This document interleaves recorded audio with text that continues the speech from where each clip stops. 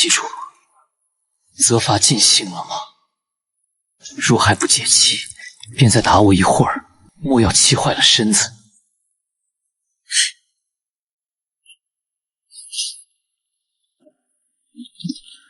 我操，这是哪儿？我不是在家看小说吗？怎么穿成了那个短命炮灰沈星辰？还正好赶上他虐打夫君的名场面啊！原主本是皇太女，骄纵残暴，尤其痛恨身为圣人的夫君们，尤以叶群渊为甚。如今原主已被废黜，而按照剧情，我不出1个月就会被忍无可忍的夫君们联手虐杀。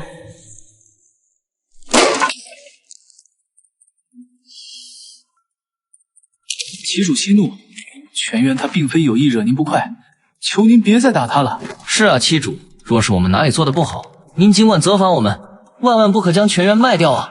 旗主若是仍不解气，便割我的肉泄愤。只要您留下全渊，我们兄弟几个任凭旗主差遣，哪怕一起服侍您都行。等等，这反应是原主的体质在作祟，他就是离了男人就活不了的魅魔。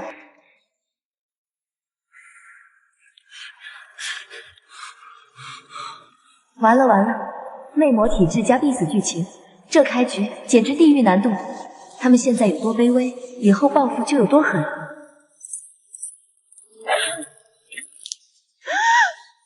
谢主，这是我的一点心意，望您消气。太可怕了，他们眼里的恨藏都藏不住，我根本逃不掉。要不死了算了，至少不用受后续的折磨。对了，小说里的设定，夫君受魅魔契约约束，必须终身护我，不得背叛，这就是我的保命符。契约印记让沈星辰抓住求生希望，彻底打消了轻生念头。不行，与其坐以待毙，不如利用契约和剧情先知搏一把。魅魔体质又怎样？这些夫君再恨我，也受契约束缚，我未必不能逆转结局。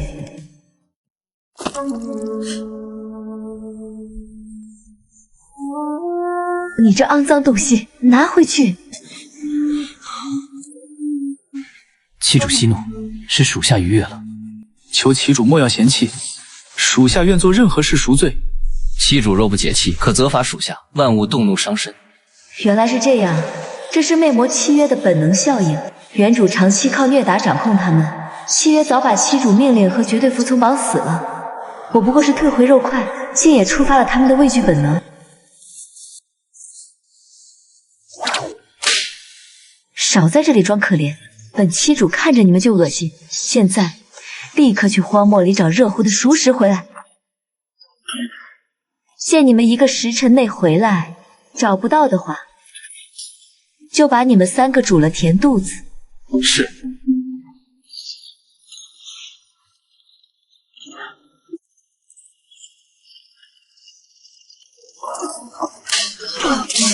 沈星辰，你这些兽人夫君倒是耐打，可惜啊，都是些没了靠山的废物。废物就该有废物的样子。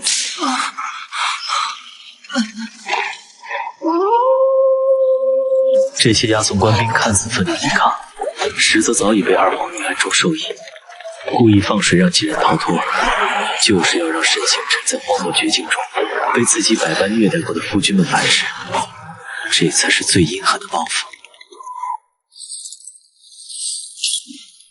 这荒漠寸草不生，连活物都少见，哪里有什么热乎熟食？他根本就是在故意刁难我们。我们是朝廷重犯，家族早已与我们划清界限，如今手筋脚筋被挑断，连自保都难，活着不过是苟延残喘罢了。与其被他折磨致死，不如拼一把，搏一条活路。二皇女是公认的最强魅魔，且素来心地善良。若我们杀了水星辰，带着他的人头去投靠二皇女，说不定能有条活路。杀了他，我能报仇。可离了魅魔的生命力进化，我和朱思雨、冷夜迟早会枯竭而死。不杀他，只会继续被折磨。只有杀了他，我们才有机会活下去。不好，他们竟然想杀了我，投靠二皇女，还好我过来看看，不然死都不知道怎么死的。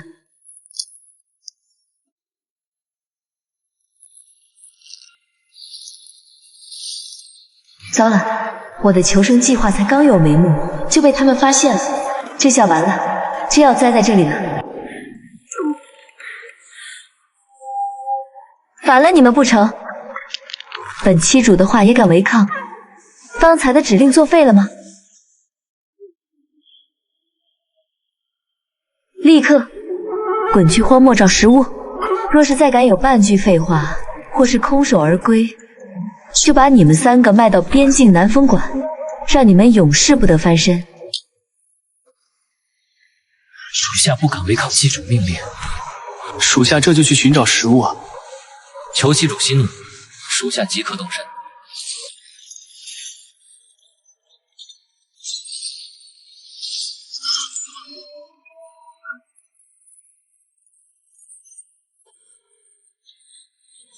该死，前世当兽医久了，见着伤病者要倒下的本能反应，竟压过了戒备。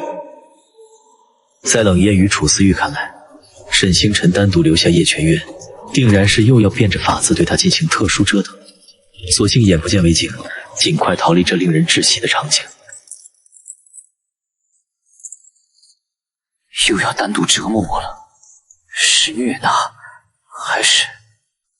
不管是什么，都只能守着。不能让他看出异样，得维持住原主的样子，先稳住他再说。瘫在这里做什么？还不快起来坐好！原主的记忆里，他本是狼族寄予厚望的少主，就因为和原主的白月光容貌有几分相似，变成了他宣泄怨气的工具。流放路上，原主更是变本加厉，殴打从1天2次变成随心所欲，全然不顾他的死活。祭主，别动不动就下跪，砂石都磨破了膝盖，谁来给我做事？我隐忍多年，并非单纯畏惧他的虐待。作为狼族少主，我肩负着延续族群的重任，与他的魅魔契约更是绑定了彼此性命。魅魔死，则兽人亡。我必须等待族中预言的神女出现，在此之前，沈星辰绝不能死。管不了那么多了，哪怕稍微违背原主人设，也得先给他处理伤口。可没有药，这伤根本没法弄，怎么办？我的诊所竟然跟着我一起穿书了！糟了，忘了小说里的设定，魅魔每隔1个时辰必须与男子发生亲密关系才能维持正常状态。此刻正是我的需求时刻。魅魔本能正吞噬沈星辰的理智，他需依靠兽人阳气续命，才能熬过此刻的反噬。该死，睡他保命的念头越来越强烈，可这是我前世的底线，绝不能变成原主那样残暴荒淫的人。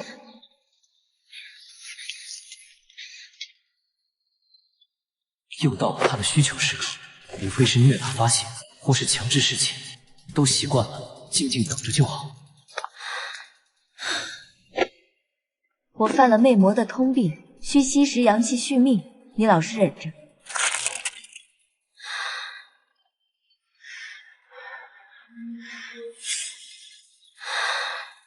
怎么会是这样？按魅魔习性，发情时唯有双修才能获取最佳效果。他为何选择这种方式？这完全违背了常识，不是他的风格。往日沈星辰残暴贪婪，对叶全渊只有无尽折磨。这般点到即止、不缠不虐的举动，让他对沈星辰的认知首次出现裂痕。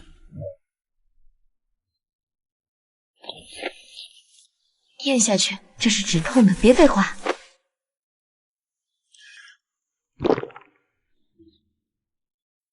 闭眼，敢偷看，我就撕了你的狼耳。阿弥陀佛，这是我穿书后第一次主动救人，既是为了利用契约稳住他，保全自己，也是兽医的本能，让我实在无法见死不救。祭主，你在救我，为何？叶玄渊始终认定沈星辰恨他入骨，早已做好魅魔身死、兽人覆灭的准备。这场突如其来的胃药屠膏颠覆了他的固有认知，连之前和冷艳他们约定的杀神投诚的念头也悄然发生了动摇。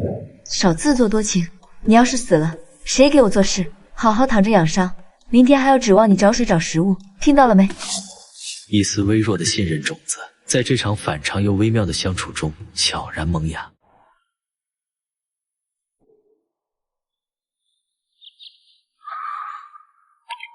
记住，你到底为何救我？沈星辰瞬间权衡利弊，他是路痴，独自在荒漠逃亡必死无疑。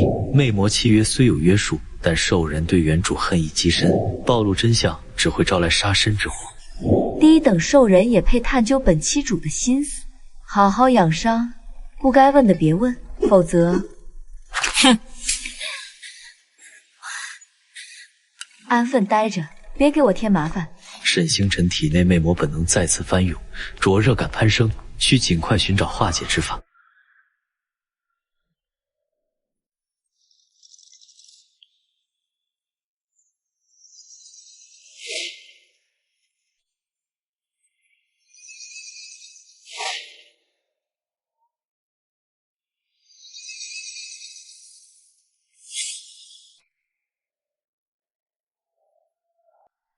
沈星辰摸清了金手指规则，紧跟随穿越的兽医诊所医疗资源可调用。他同时想起自己的专业功底，不仅能医治家畜，兽人本质也是兽类形态，他的兽医知识完全能应对他们的伤势。回到诊所，回到诊所。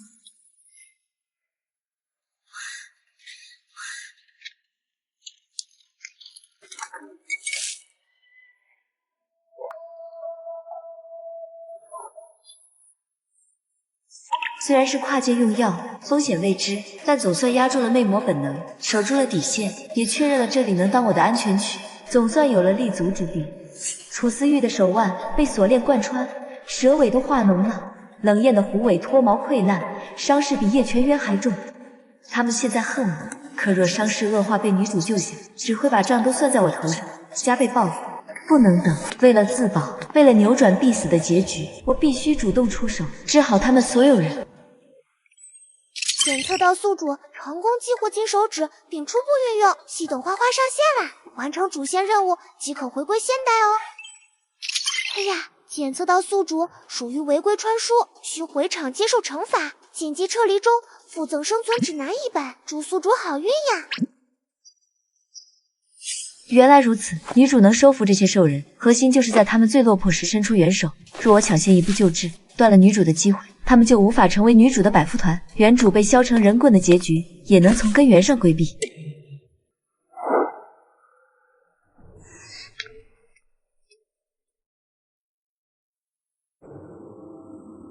他突然回来，还带了不知名的药膏，怎么看都不对劲。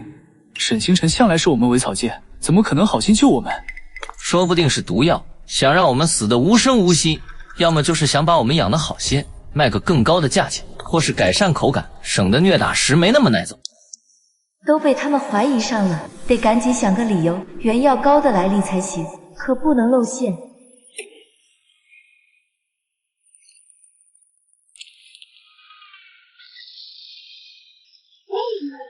是追杀者。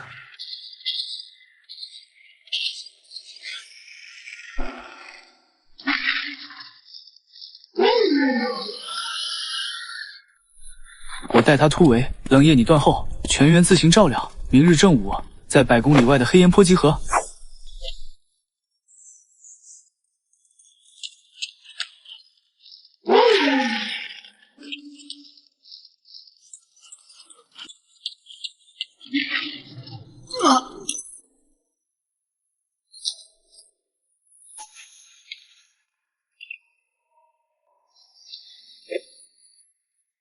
从来没见过这么血腥恐怖的场面，这些兽人也太吓人了。别慌，魅魔体质受契约保护，可被伤不可被杀，快拿出你的锁魂鞭反击。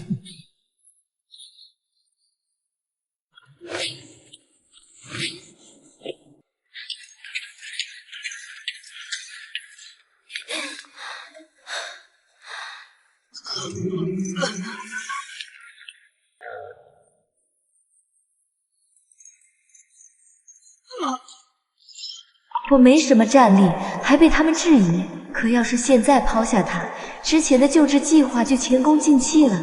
想扭转他们的看法，更是难上加难。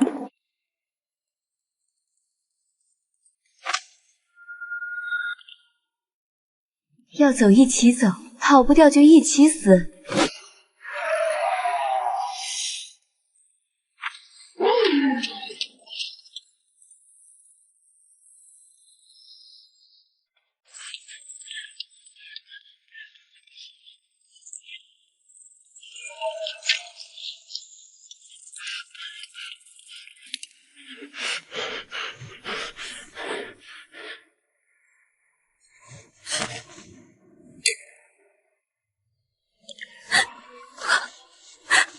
你的伤流了好多血，再不止血就麻烦了。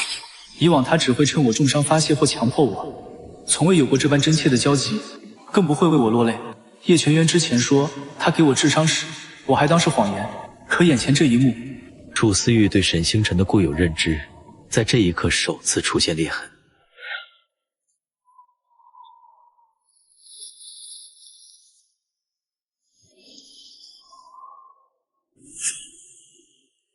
脱衣服，我给你处理伤口。又是这样，趁着绝境，想对我做不堪之事。就算葬身黄沙，我也绝不再受这份屈辱。过往惨痛经历让楚思玉产生负面联想，下意识认定沈星辰要借机羞辱他。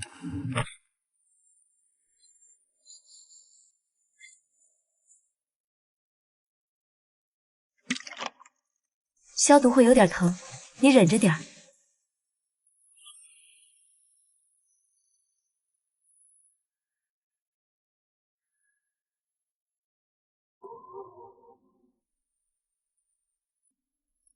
这药膏是特制的，刚开始会有点刺痛，之后就能快速止血愈合，你别担心。他的语气、动作和以往骄纵残暴的沈星辰判若两人，这份专业的救治姿态，绝不是那个草包废物能有的。难道他被夺舍了？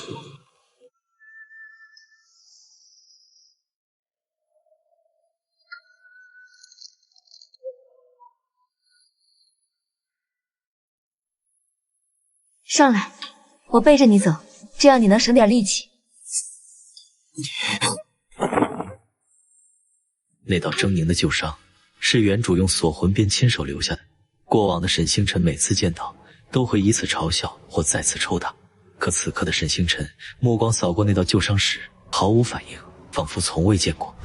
他的反常态度，身份越来越可疑。可看着他的侧脸，鼻尖萦绕着药膏清香，我竟想咬他的小嘴。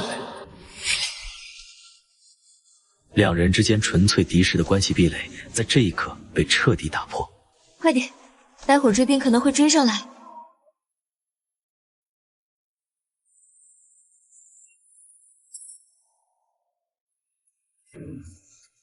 记住，再这样下去，我们都会渴死饿死在荒漠里。我的尾肉您可以割来充饥，只要能让妻主活下去。胡言乱语什么？本妻主再饿，也不屑吃你这等肮脏的东西。卡的反应不对劲，以往陷入绝境，他只会因为食物难吃而对我们施暴，从不会因赃拒绝同类相食。这到底是怎么回事？沈星辰的反常举动，让楚思玉对他的身份疑云再度加重。对了，原著真相里，楚思玉身上的玄铁锁链根本不是流放时官兵所加，而是女主沈天薇暗中指使的，目的就是为了后续亲手解链来拉拢楚思玉。不若抢先一步，就能断了女主的机会。就从手腕开始，只要控制好剂量，就能抚涮锁链，还不会伤到你。闭眼，不许偷看，不然我就把你的蛇尾彻底割下来。楚思玉猜不透沈星辰的意图，连日来的反常让他无法全然警惕，再加上契约的压制，竟不自觉将信任交付出去，缓缓闭上了眼。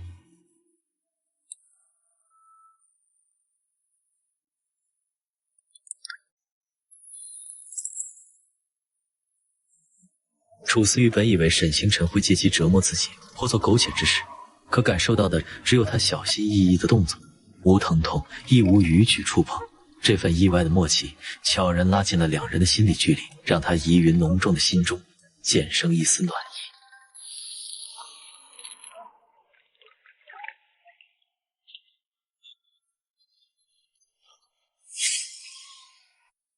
哼，七主果然无时无刻不在想着做这种事，哪怕在这荒漠绝境里，也改不了放荡本性。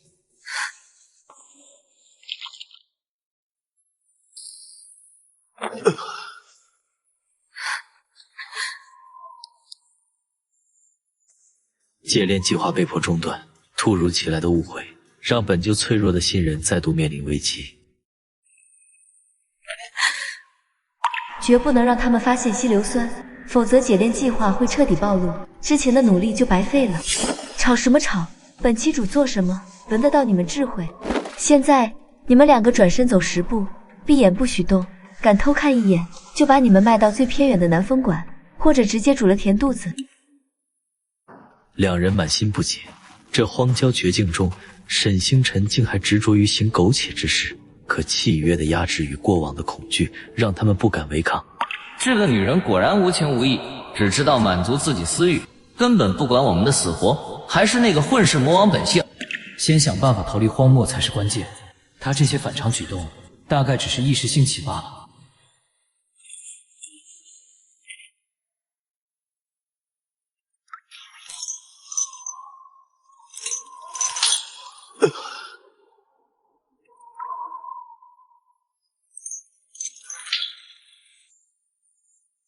楚思玉从最初以为要被轻薄的羞耻，到感受铁链逐渐脱落的轻松，内心受到巨大冲击，认知不断被颠覆。这是他被流放以来第一次有人真正为他解除禁锢，而非施暴或利用。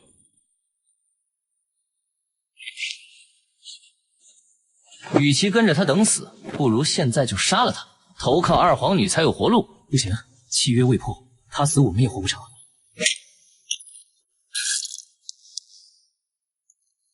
他怎么样了？还能怎么样？没救了，我也快撑不住了。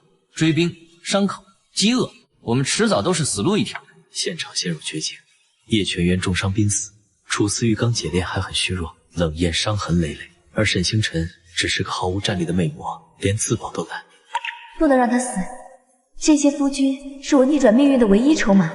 一旦团队散了，我被削成人棍的结局只会提前到来。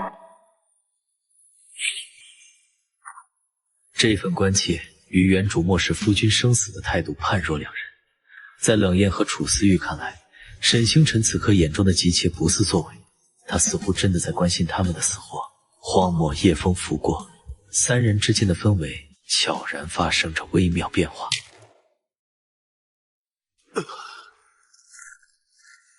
伤势比想象中重太多，必须立刻带他进诊所救治，晚了就来不及了。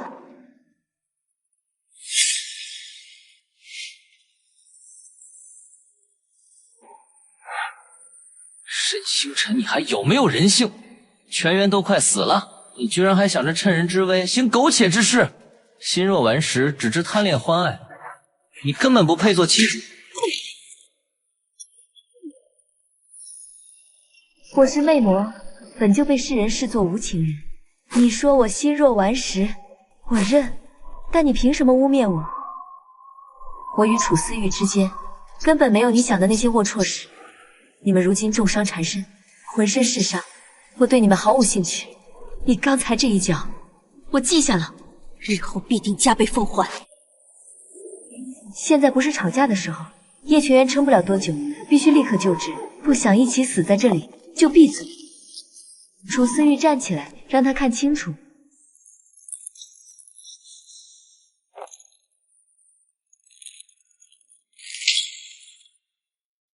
这些铁链此前被稀硫酸腐蚀断裂，只是粘连在衣物上，未脱落。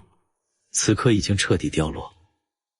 原来如此，之前看到的亲密画面根本不是苟且，是他在帮楚思玉解炼，我居然错怪了他，还踹了他。扶好他，后面听我安排。带我和他们一起进入诊所。警告：诊所空间有限，能容纳宿主1人，无法携带他人进入。糟了！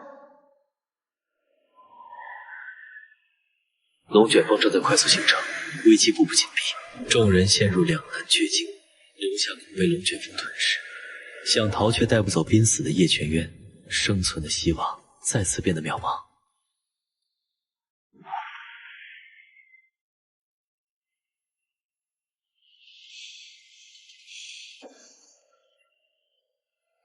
完了，叶泉渊动不了，我们根本逃不掉，难道要一起被龙卷风吞了？七主，我来带大家走。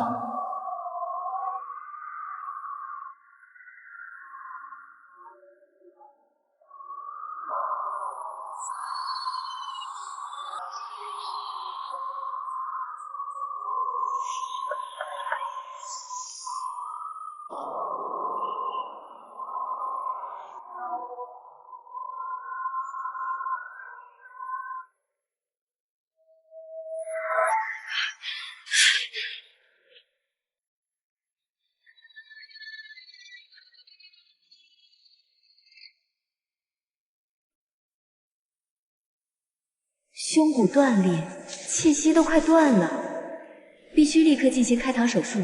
可诊所空间绝不能暴露，只能想办法先让楚思玉和冷艳暂时沉睡，把这药吃了，好好睡一觉。又是毒药，以前他就用各种破药折磨我，现在想趁我们虚弱下手，没门儿。你又想耍什么花招？这根本就是毒药。我相信旗主不会害我们，他竟然能帮我解开锁链，就不会在这种时候动手。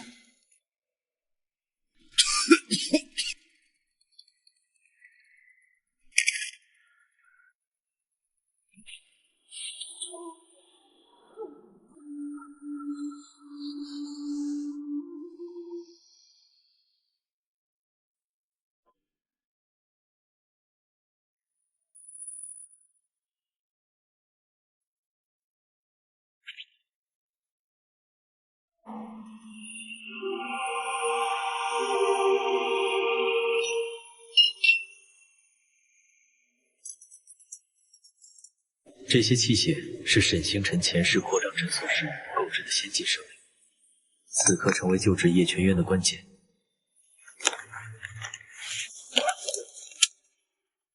我虽有丰富的兽医手术经验，可从没给半人半兽的兽人做过开膛手术，万一出错就全完了。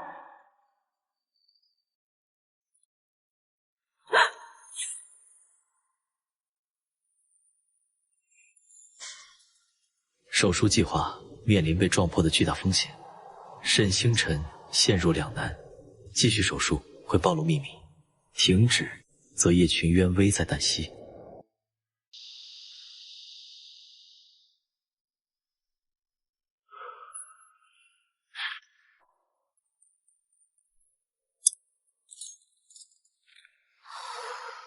还好赶上了，要是喊出来就糟糕了。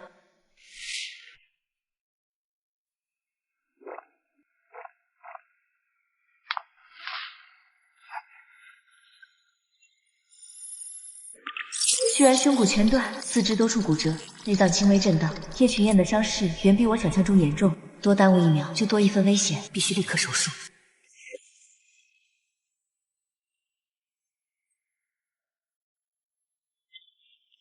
没办法，衣服只能先除掉。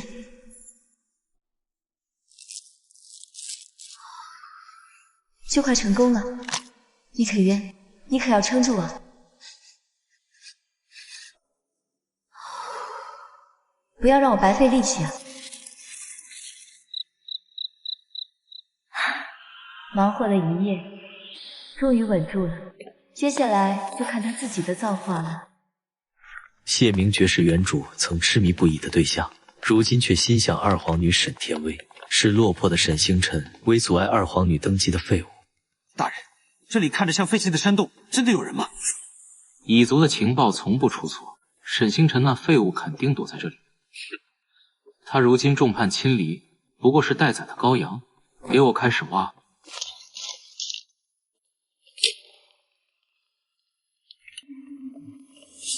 居然和那个霸凌我的渣男长这么像，旧仇加心恨，这笔账正好一起算。沈星辰，没想到你也有今天。念在你曾对我一片痴心，只要你亲手解决了这几个兽人夫君，我可以给你留个全尸，也算不负你往日的痴迷我。痴迷你，谢明觉，你也配？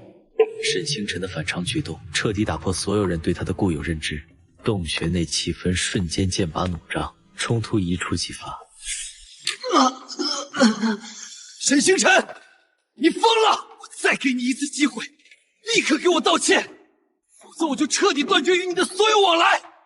谢明觉仍抱着固有认知，笃定沈星辰会为挽回他而卑微妥协，全然没意识到对方早已脱胎换骨。断绝往来，谢明觉，你也太把自己当回事了。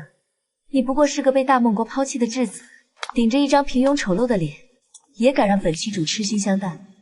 我从前真是眼诛心盲，才会看上你这种货色。看看我身边的3位夫君，容貌、能力，哪一点不比你强1000倍万倍？他竟当众撕碎对谢明觉的痴恋人设，还是主动承认我们是他的夫君，这转变实在太惊人。贱人，我杀了你！沈星辰借着浓雾掩护，争取逃亡的时间。我们快走，烟雾拖不了多长时间。沈星辰果断利落的举动，彻底打破了只会依赖夫君的废物形象。快，楚思玉，画蛇吐韵。明白。冷夜，夜泉原上蛇背，动作快！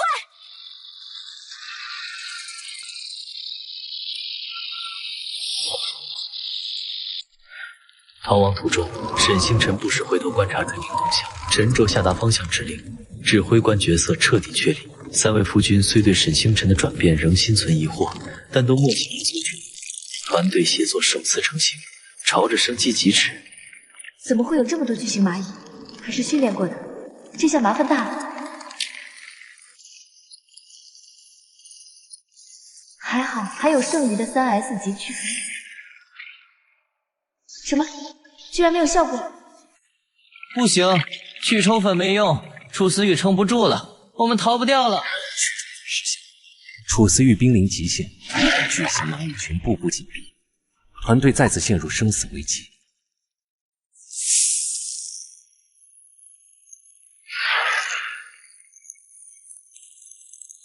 前面是悬崖，深不见底的悬崖，前无生路，身早已逝，后有死地，3重绝境瞬间将沈星辰4人团团包围，生存希望渺茫。跑不掉了，早死晚死都是死，还不如现在了结。就算逃出去，日后也难逃他的虐待。闭嘴！与其被这些蚂蚁活活咬死，被追兵碎尸万段，不如拼一把，冲下悬崖，说不定还有一线生机。冲啊，快冲，别犹豫！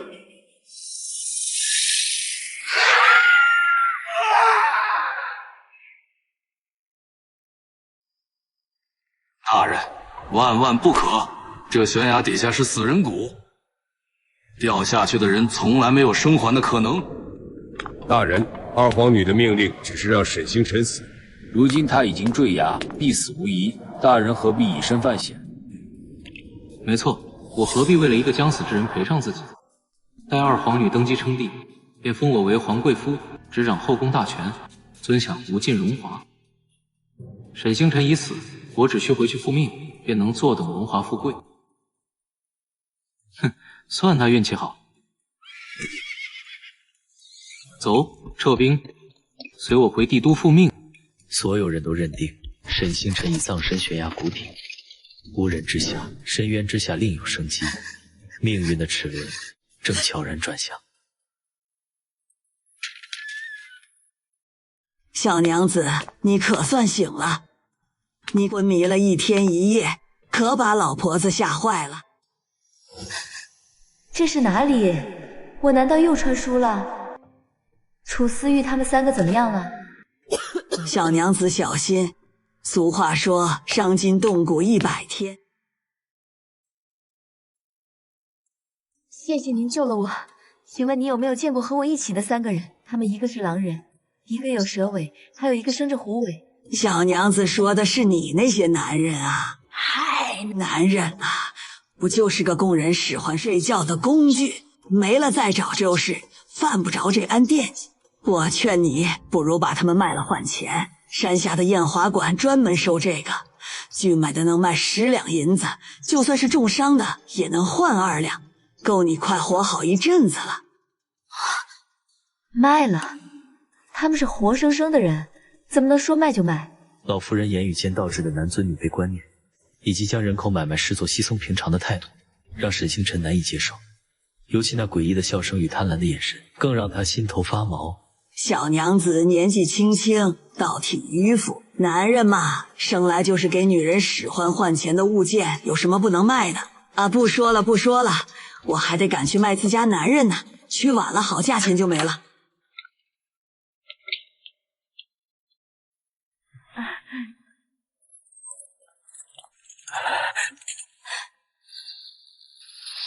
妻主倒是好福气，摔下悬崖还能被人救回来，安稳的躺在床上养伤。无相，只能拖着半条命找你。我可是听说了，妻主苏醒后的第一件事就是打听我们的下落，打算把我们卖给艳花馆换钱，倒是打了一手好算盘。闭嘴！我什么时候说要卖你们了？那是老夫人胡说八道。哼，是吗？可在你眼里，我们和可以随意买卖的货物又有什么区别？别吵了，这个村子有大问题。我们刚才在村子里探查，发现村民们在煮人肉吃。这个村子根本不是什么安全避难所，是个食人村。叶全元的话如同惊雷炸响，瞬间打破了屋内的紧张氛围，也彻底击碎了众人对安全的最后一丝幻想。刚脱离悬崖追杀灭顶之灾的4人尚未喘息片刻，便又陷入了食人村落的生死绝境，危机再次升级。煮人肉，会不会是你们看错了？那位婆婆看着慈祥和善，实在不像是……我们看得很清楚，村民都是没有任何灵力波动的纯人类，但拳脚功夫异常厉害。他们煮肉时会撒各种不知名粉末调料，手法怪异，和我们受人参嗜血时的习惯截然不同。而且这里的火元素格外诡异，像是被刻意避忌，结合悬崖下死人谷的传闻，他们大概率是靠食人存活的食人族。他们把人类的熟食习惯当成了食人证据，根本是认知偏差。我身上的伤也很重，根本动不了，不如我们暂时留在此地养伤，等恢复些体力再做打算。留在这里，想把我们都卖给村民当食物吗？这里是食人村，待下去就是等死。冷言，沈星辰如今自身难保，或许没有恶意。别吵了，信我，就留下一起疗伤。不信，你可以跟着冷艳离开。现在你们都退出房间，我要休息疗伤，没有我的允许，谁也不许进来。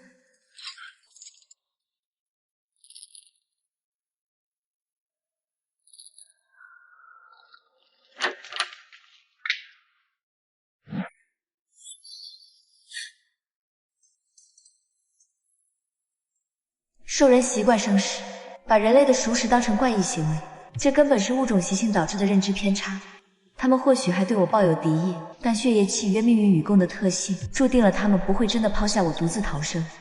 必须尽快赢得夫君们的完全信任，只有我们同心协力，查清这个村落的谜团，才能找到离开的路。你根本不该信他。哼，待在这食人村和坐以待毙有什么区别？说不定他就是想等我们伤重，好卖给村民换钱。他若真想卖我，方才不必说出信任的选择。而且我们现在重伤，离开这里也是死路一条。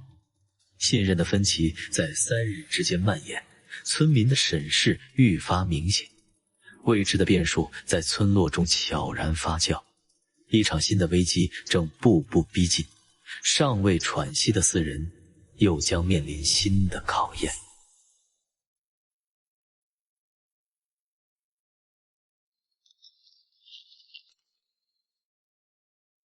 这3个看着倒是有几分姿色，就是病恹恹的，没什么精神。瞧这跟闷葫芦似的，买回去怕是也没什么趣味。各位爷可别嫌弃，他们看着老实木讷，实则骨子里不安分着呢。昨天还惹得我们家小娘子动了情，实在是不成体统。这样的男人买回去好好调教一番，保管温顺听话。爷，价格好商量。这3个虽说重伤在身，但底子摆在这儿，那模样周正的，定能卖个好价钱。就算是最虚弱的那个，也能换几两银子。多谢各位厚爱，但不必了。我们的妻主对我们情深意重，若是失去我们，她定会心痛欲绝。心痛欲绝？小伙子倒是会往自己脸上贴金。男人让女人动情，本就是触犯族规，该进猪笼的罪过。再说了，女人哪能只守着你们3个？咱们这儿女娃金贵得很，为了鼓励生育，村里早就推行发男人政策了。什么？这村落的性别观念简直刷新我的认知底线。小娘子，你可算醒了。这些爷是山下燕华管的，瞧上你这3个夫君了，想花钱买回去。你放心，他们给的价钱绝对公道。再说了，咱们村发男人的政策多好啊！你把他们卖了，正好能去族长那儿领新的，还能换一套宽敞的好房子住。你现在住的这屋，以前可是埋死人的，晦气的很。哼！住手！都给我停下！在咱们村生女人可是要被判死刑的，你们不要命了？原来这村落的核心规则便是女人地位至高无上，想打他们的主意，先弄死我。我的夫君绝不可能用来买卖。罢了罢了，既然小娘子不同意，我们就不勉强了。接下来我们怎么办？先在这休息，安心养好伤势，等大家力气恢复些，我们去凑凑热闹。我要去看看犯男人的现场，搞清楚这村落政策的真实目的，还有这里的女人为什么能有这么高的地位，以及这个村子和兽人世界到底有着怎样的关联。村落规则诡异难测，却也暗藏着一线生存机遇。沈星辰深知，唯有摸清其中门道，才能让团队在此立足，甚至找到破解所有谜团的关键。一场针对村落核心秘密的探查，已在平静之下悄然拉开序幕。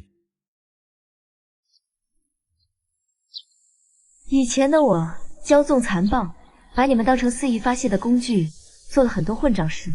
你们心里的怨恨，我完全理解，也绝不辩解。现在我们被困在这个诡异的食人村，外面危机四伏，单打独斗根本活不下去。我想和你们合作，一起对抗外敌，争取活下去的生机。只要能活着离开这里，日后你们想怎么处置我都可以，就算是解除血液契约，我也毫无怨言。妻主以前曾怒言要把我剁碎了喂狗，如今却屡次舍身救我，前后反差之大，你让我们怎么全然相信你？一路生死相依，数次共度难关，慢慢发现你们并非像我以前认为的那样不堪，你们都是重情重义的好人。我想放下过往，认真对待你们，好好爱你们，呵护你们。我承认我害怕死亡，现在的我需要依靠你们才能存活，但我承诺只要度过这次危机，我一定解除契约，绝不纠缠。我愿意相信妻主这一次。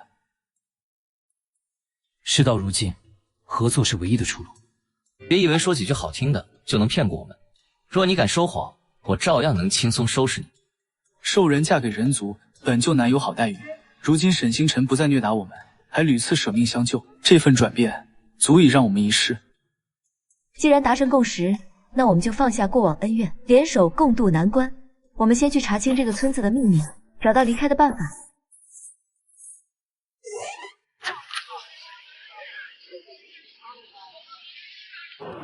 这个长得不错，我要了。这个身材好，我也要了。刚确立合作信任，沈星辰便做出反常举动。他此举究竟是真心挑衅，还是另有图谋？这份刚建立的脆弱信任，又将面临怎样的考验？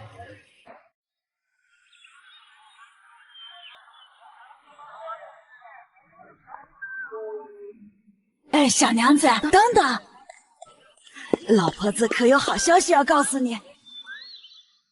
村长说了，只要你一次性选购10个男人，就赏赐你村委的宽敞大宅子。那房子又干净又气派，可比你现在住的破屋强100倍。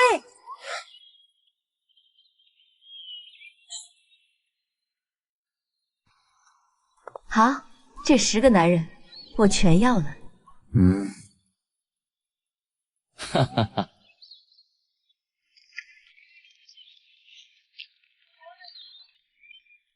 阎婆，这小娘子一次性选了10个，可算帮村里解决大麻烦了。可不是嘛，100年了，咱们村女子怀孕就生男孩，现在20个男人才能摊上1个女人，再不送走些，粮食都不够吃了。原来是这样。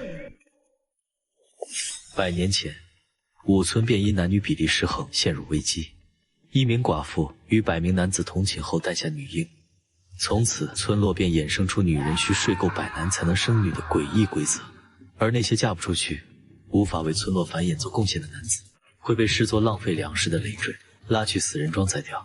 这便是村民们极力推销男子的根本原因。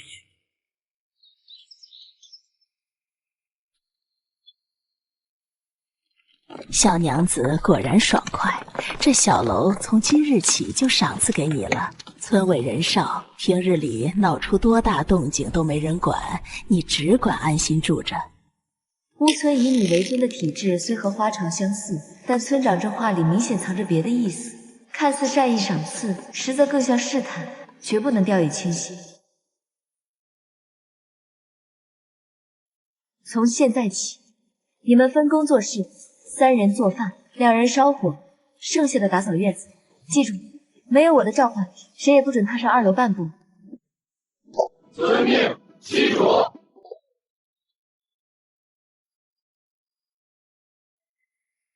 这些新收的自家人，看似温顺听话，实则暗藏致命威胁。2楼的4人尚未察觉楼下的异动，他们以为暂时获得了安稳住所，却不知危机从未真正结束，杀机已在暗处悄然蛰伏。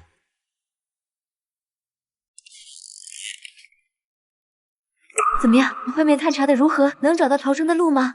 村落只有一条通往外界的路，被10几个凶神恶煞的村民全天候把守。我们现在重伤未愈，又不清楚村落的全部底细，短时间内根本无法逃出去。而且这村子有个诡异规则，掉落至此的女子必须与白眉男子同寝并生下女婴，才能获准离开。说起来，你的眉毛身份倒是挺适合这里的。都什么时候了，还说这种废话？现在是该调侃的时候吗？能不能分清轻重？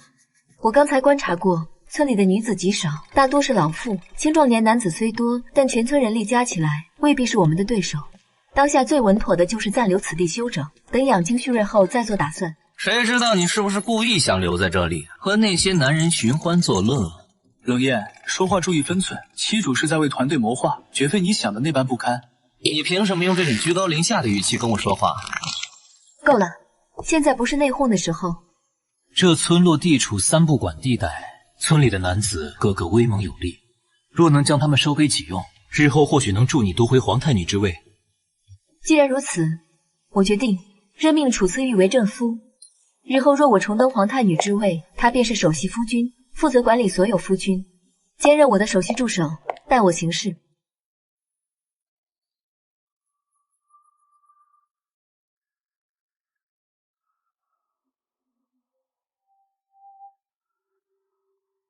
机主去哪儿了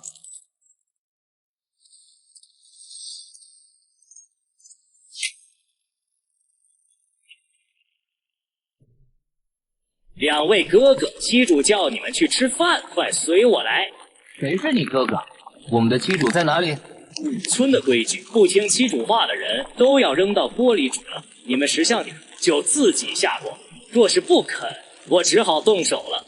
10位清收男子早已隐匿在暗处，沈星辰与楚思玉的失踪，不知是被控制还是另有图谋。冷艳与叶全渊深陷主人陷阱，又重伤未愈，能否顺利脱身，不听七主话的人都要扔到锅里煮了。你们识相点儿，就自己下锅。若是不服，我只好动手了。冷静点，我们重伤未愈，对方人多势众，现在动手我们讨不到好。大胆，本七主的夫君，轮得到你教训？我向来钟情性格刚猛的男子，我夫君护我心切，何错之有？你不过是我收下的下人，也敢越俎代庖，对我的人指手画脚。属下知错，请七主责罚。责罚就不必了，本七主饿了，先吃饭。你的账待会儿单独找你算。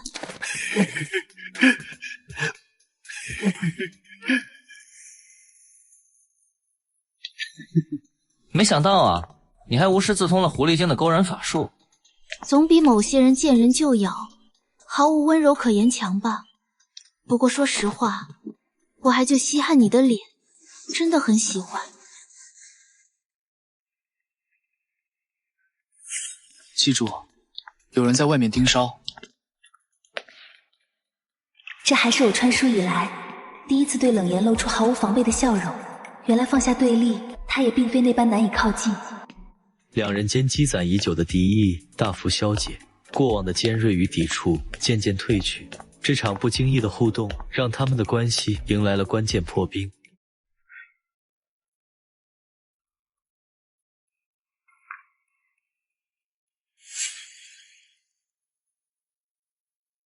这肉竟是蛇肉，而蛇肉是我们蛇族的绝对禁忌。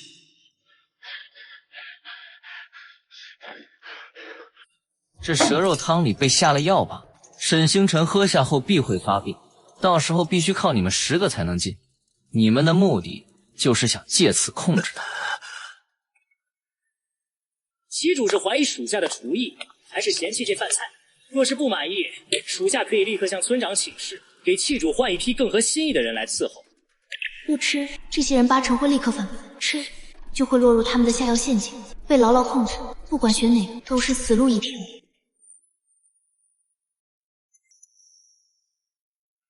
记住，你可不能吃啊！楚思玉对蛇肉有种族禁忌，叶泉渊和冷艳本就抗拒人类熟食，硬拼我们重伤难敌，想要破局，只能我以身涉险，将计就计。七主居然全部把汤喝光了！什么？他竟然为了我们把汤喝掉了？什么？七主居然把我们的汤也喝了？成了，这是成了。今晚便是我们的洞房花烛夜，你们先把屋子收拾干净，我在2楼等你们。沈星辰以身入局，看似落入圈套，实则早已布下反击之计。这场真假难辨的戏码，既是对敌人的试探，也是对4人团队默契的首次考验。这蛇肉汤里到底下了什么药？你现在怎么样？楚思玉、叶泉渊，你们前到楼下偷听他们的计划，查清他们的真实目的和背后主使。叶泉渊，你懂制毒，趁机给他们的水里下昏睡药，切勿打草惊蛇。明白。冷艳，你留下协助我。为什么选我？你就不怕我趁机对你不利？时间紧迫，没有时间解释，就是不用拖，你过来就好。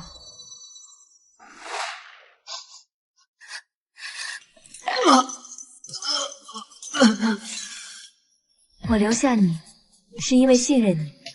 在这个诡异的村子里，我们只能彼此依靠。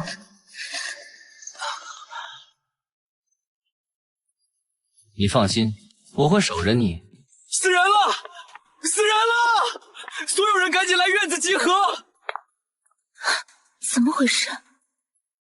本周密的反击计划被这突如其来的死人变故彻底打乱，未知的死亡阴影笼罩而来。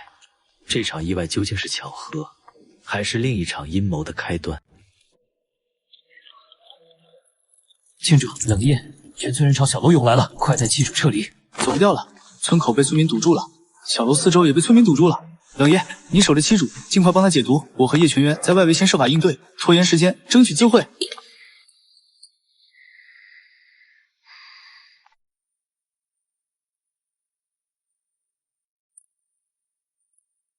魅魔发情期需与男子亲密才能缓解痛苦，如今全村唯独已是绝境，再被药效折磨，只会彻底失去反抗能力。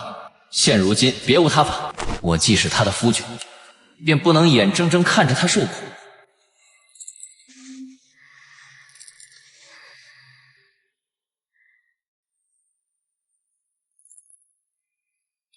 输液的药水起效果，你先出去查看情况，务必小心，切勿硬拼。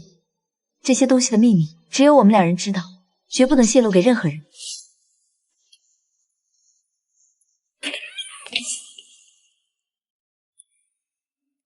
不对，武村根本不是我这个女配该遭遇的情节，这是原属女主的后宫储备地。书中记载，吴村曾遭遇特大天灾，粮食短缺到一子而食的地步。那时村落还是重男轻女，村民为了活命，竟选择食用女子充饥。天灾过后，村里的女子所剩无几。为了延续族群，才彻底颠倒性别观念，衍生出女尊男卑的怪异规则。原属女主当年路过此地，解决粮食短缺，顺势纳入后宫。原来如此，村落的核心问题从来都是粮食短缺，而我的剧情早已彻底偏离了原有的轨道。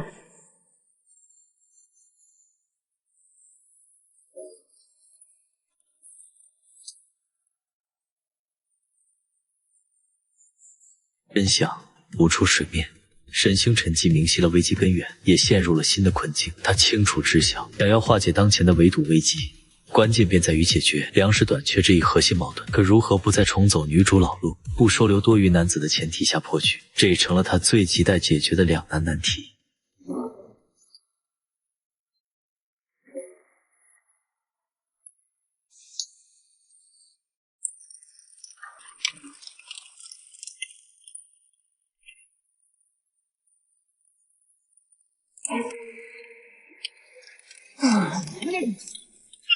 都是你这个外来女人惹的祸！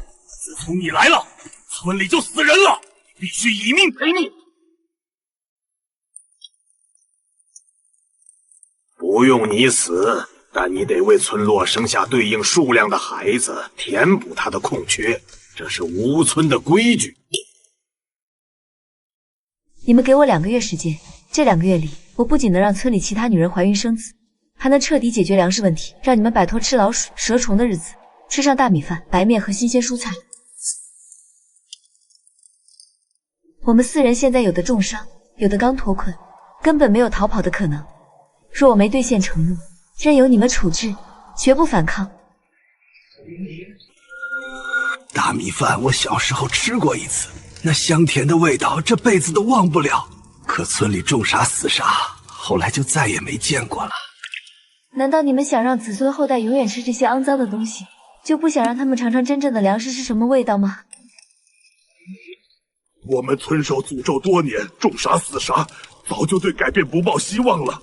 这些年鼠虫也快被我们抓光了，再这样下去，迟早要回到人吃人的地步。村长，你故意让村民围堵，无非是想逼我接纳村里的男人。但我丑话说在前头，硬塞给我的我一概不接。这要是看上了，我自然会主动带。好，我信你一次。2个月后，若你没兑现承诺，就别怪我们不客气。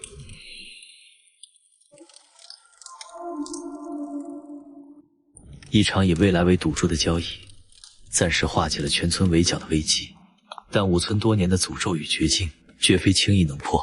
沈星辰的承诺，更像是一场未知的豪赌。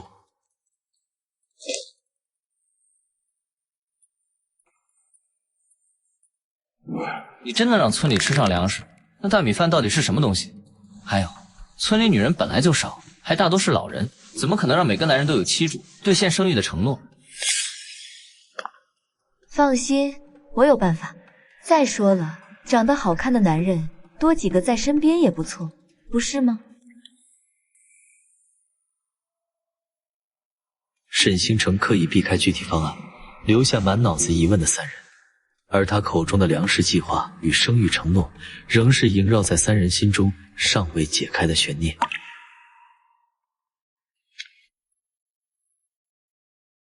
这些村民真是多此一举，都带了铁链还捆绳索。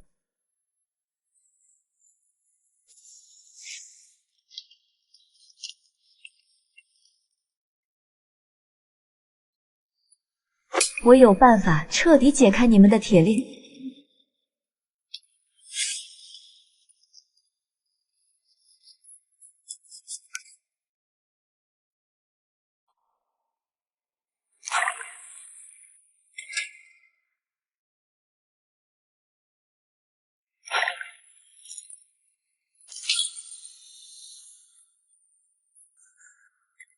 七主，你说的大米饭、白面真的存在吗？村民为何如此厌恶鼠虫？在花巢，鼠虫本就是常见的食物。哼，他以前可没心思管这些。为了谢明觉，他能凌晨起身去采朝露，还派虎符队走遍全城为他寻找奇珍异宝。怎么没见他对我们这么上心过？以前是我瞎眼，错把榆木当珍珠。谢明觉那种虚伪小人早已是过去式，我与他再无任何关系。这5村的男子当年为了生存食用女子，才衍生出如今女尊男卑的怪异规则。说到底，也是他们自作自受。但更重要的是，这些男人的利用价值。二皇女的追兵迟早会找到这里，盲目逃亡只会死路一条。不如就以5村为根基，天启军粮食为租，收拢人心，让这些壮硕的男人收为己用。积蓄足够的力量后，再返回帝都，夺回属于我的皇太女之位。到时候，我要做有权有钱的躺平女皇，静静等待系统带我返回现代。沈星辰变得越来越不一样，能轻易解开玄铁铁链，还总能拿出各种怪异的东西。他绝不是以前那个胸无点墨的草包废物。不管他变得如何，眼下先活下去最重要。他现在的所作所为，至少是在为我们所有人谋划。他没有灵力，还容易犯魅魔病，就算真有异常，以我们3人的实力也能轻松应对，何必纠结太多？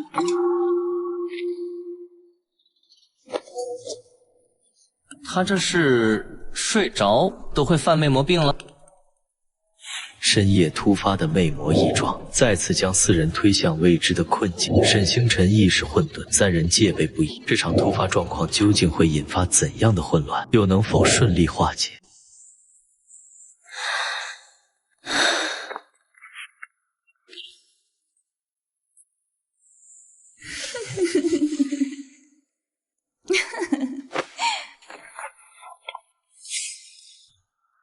冷艳，能得七主这般青睐，可是你的福气。我去门口守着，防止村民意外闯入。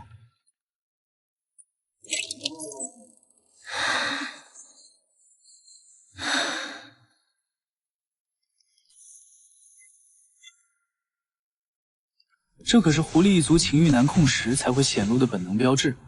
冷艳，你这是藏不住心思了。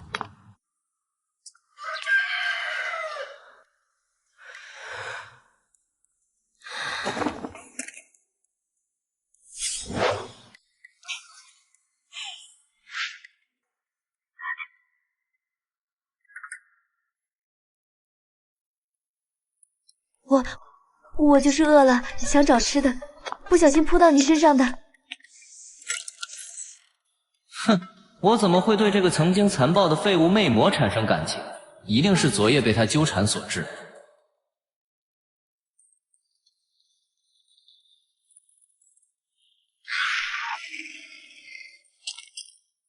七主，快跑！这些东西太诡异了。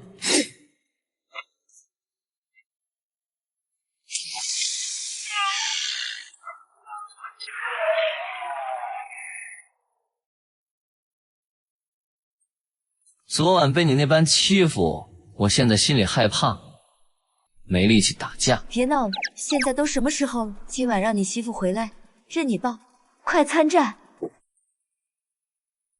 哼！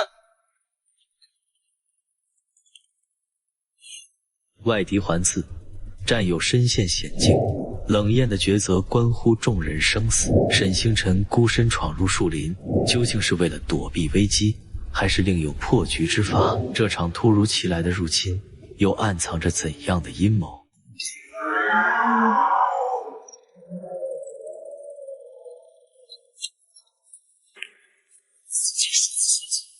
即便暂时离开，也从未这般不管不顾。今日竟独自逃窜，我这份失控的情绪，到底是其他懦弱，还是……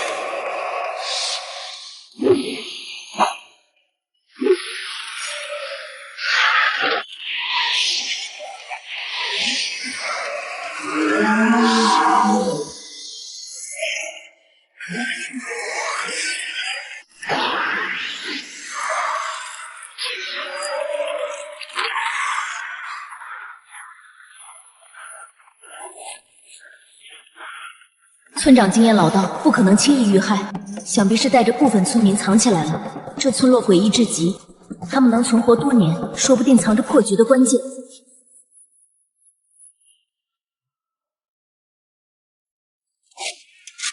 原来他们是想引海水入村，用海水淹死入侵的怪物。此系正值枯水期，海水距村落还有不短距离，底下定然藏着排水暗渠。就算挖通入口，海水也难以在短时间内淹没村域，纯属白费力气。都是你这个妖女！若不是你带来外人，怪物怎么会找上门？杀了我，怪物也不会消失，反而没人帮你们。我实话告诉你们，现在海水根本流不进村落，你们这样只是白费力气。我有办法让海水准时抵达，保大家活命。之前承诺帮你们找七主的事也能兑现。但你们必须听我指挥，立刻全力挖通路口。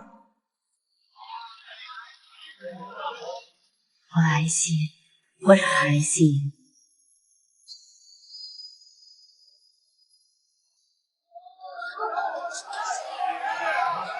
挖通路口后，立刻往山顶跑，海水会暂时困住怪物。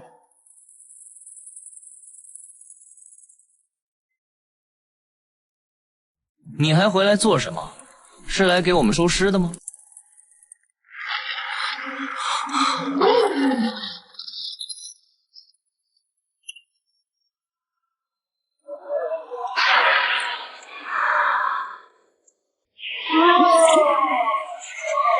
看七主走，海水能暂时困住他们。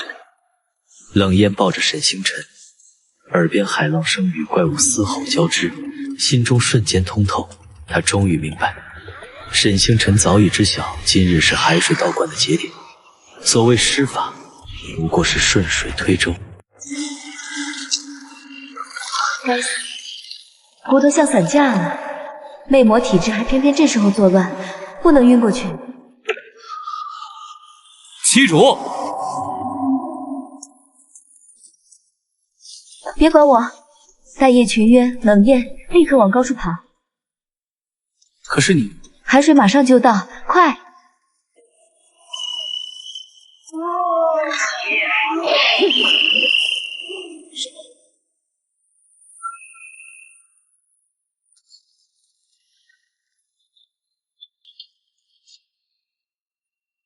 沈星辰精心谋划，以海水破局之计完美落地。入侵的外敌被尽数覆灭，这场致命危机彻底解除。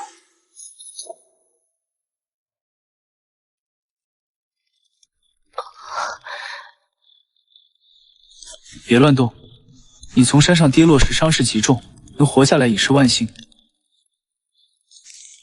七主，是冷艳救了你，他用狐狸一族的独门医术为你疗伤，忙了整整一夜，眼下去附近山上探查情况了。没想到他看着嘴硬，倒是这般细心。这份情我记下了。疼痛感居然几乎消失了，只剩些许乏力。兽人医术也太神奇了。大家都没事吧？村民们怎么样了？我们都安然无恙。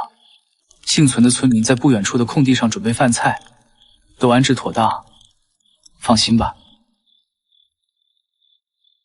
追杀我们的怪物几乎全被海水淹没，目前没发现任何幸存者，短期内不会有危险了。哦，对了，这个给你。楚思玉，你拿这东西干什么？快拿走！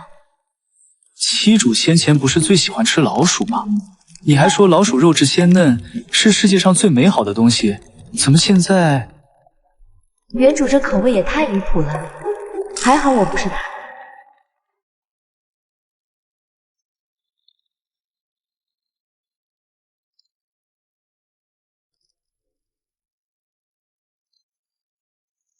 两人间的短暂疏离，无声凸显出沈星辰与原主在饮食习惯上的巨大差异。原主将老鼠视作美味，如今的沈星辰却对此本能排斥。冷艳去哪儿了？这几天怎么一直没见到她？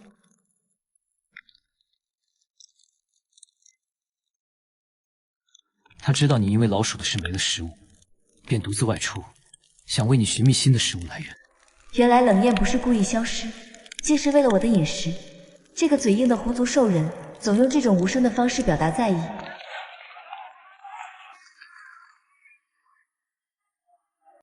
都是你这个妖女！要不是你，我们的村子怎么会变成这样？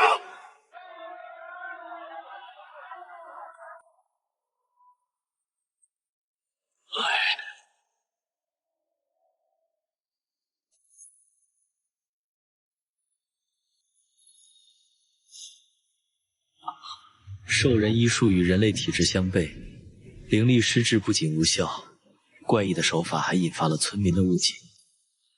别碰他！你这个怪物是想害死他吗？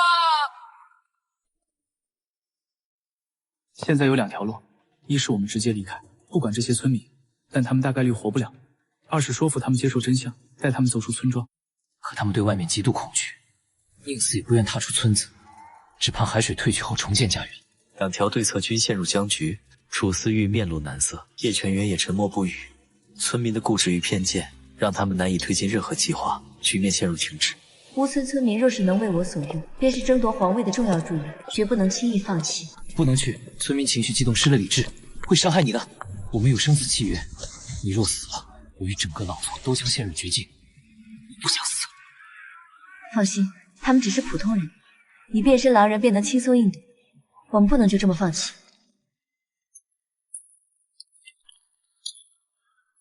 住手！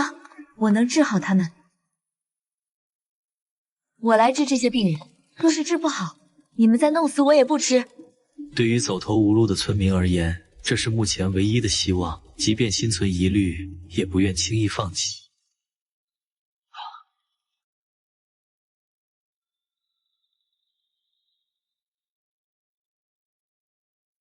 你是花朝顶尖药师，能解决兽人各类疑难杂症，为什么对人类的怪病束手无策？人类与兽人的身体结构差异太大，医疗体系也完全不同。我所学的医术对人类病症根本不适用。这一术局限的背后，藏着的是2个种族的深层差异。想要打破隔阂，绝非易事。村民们一边坚持不能信妖女，一边又被别无选择的现实裹挟。争执许久后，终究选择妥协。让你试一次，但我们全程看着，要是敢耍花样，立刻把你扔去喂海怪。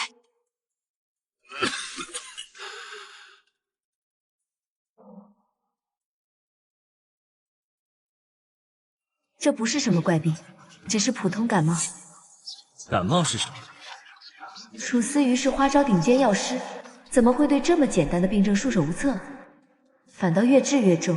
你之前是怎么给他们治病的？用了什么药？遵循花朝传统，以老鼠为主料，加入我的独家秘方熬制老鼠汤，连续喂服3日，以往兽人患病和这个都能痊愈。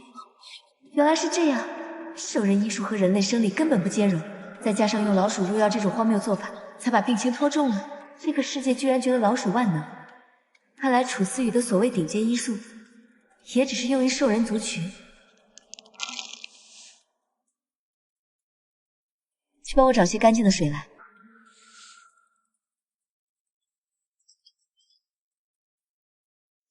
放心，半天之内，他们的发热、咳嗽症状就会好转。沈星辰以用时间见证效果的姿态展现自信，也进一步稳住了村民的情绪。村长，那白色小片是什么东西？真能救柱子他们吗？楚思玉那神医都治不好，这小娘子的东西能管用？之前还说她是妖女，现在真能信她的话？亏她还顶着神医名头，治了这么久，反倒越治越糟。乌村的规矩，男人的话不可信，女人的话多少能信几分。再等等看，自由分享。这番话直接压下村民质疑。为沈星辰争取到关键的信任空间。沈星辰妖女的负面标签正逐渐被可能的救命人形象替代，聚居地的气氛从剑拔弩张慢慢变得缓和而充满期待。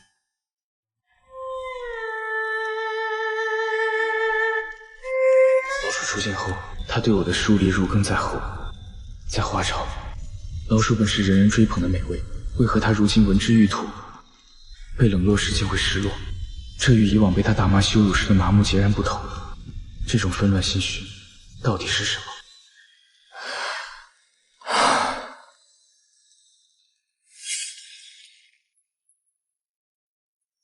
你最近很不对劲，是不是在意沈星辰的看法？没有的事，我只是在想后续的逃生计划。别自欺欺人了，你已经对沈星辰动了真情，没想到你堂堂蛇族也会栽在一个魅魔手里，这辈子怕是要沦为他的奴隶了。这个被他忽略的温柔瞬间，此刻清晰浮现，让楚思雨隐约察觉自己的动情并非毫无缘由，源于沈星辰脱胎换骨的转变。从往日的肆意打骂到如今的默默守护，这些细微变化早已在他心中埋下了情感的种子。楚思玉对妻主动情也正常，你本就是他的男人，何况我们与他有生死契约，本就只能是他的人。如今他不再打骂我们，还能想办法让大家好好活着，这就足够了。纠结那些儿女情长，不如想想怎么活下去。你难道能解除这份生死契约？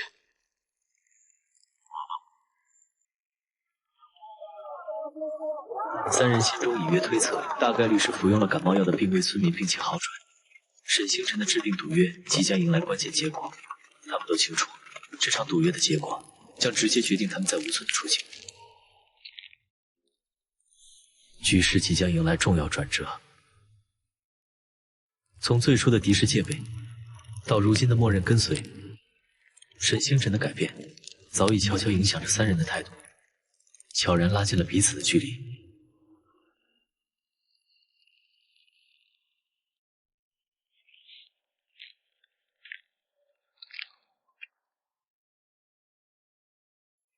此前对沈星辰敌意十足的村民见状，纷纷围拢过来，层层叠叠将他环绕。叶全渊心头一紧，生怕村民突发恶意，身体下意识绷紧，随时准备变身狼形，护住沈星辰。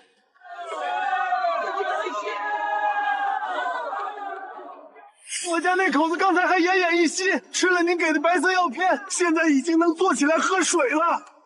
我儿子烧退了，还能开口说话了，多谢神仙救命。此前妖女的骂名彻底消散，救世主的光环悄然笼罩在沈星辰身上，村民态度实现戏剧性反转。神仙，村里好多人都开始咳嗽、头痛、流鼻涕，还发起了热。以前村里只要出现这种情况，没人能活下来。求求你，再赐我们白色药片吧！神仙救救我们，我们不想死啊！事态比想象中严重，看来不是个例，得赶紧检查清楚。这不是普通感冒，是传染性极强的病毒性感冒。在古代这种落后的医疗条件下，很容易大规模扩散致死。普通感冒药只能暂时缓解，根治必须输液。可输液设备都在诊所空间，当着这么多村民的面拿出来，我的穿越者身份和诊所空间的秘密必然暴露。沈星辰深知冷夜三人值得信任，可村民心思难测，前一秒还对他喊打喊杀，但绝不敢冒险暴露秘密。如何在守住穿越者身份与诊所空间秘密的前提下，治好所有村民，成为眼下最棘手的难题。天无绝人之路，椰子能派上用场。只要治好所有人，他们必定对我死心塌地。治好村民，收服乌村势力，这就是我登陆皇位的第一步。传书一场，与其被动逃亡，不如主动布局。活着掌权才是硬道理。叶全烟心中沈星辰其性命的认知愈发坚定，只要有任何风吹草动，便会第一时间冲上前守护，是团队中最可靠的武力保障。治病需借天地灵气。随我下山往海边去。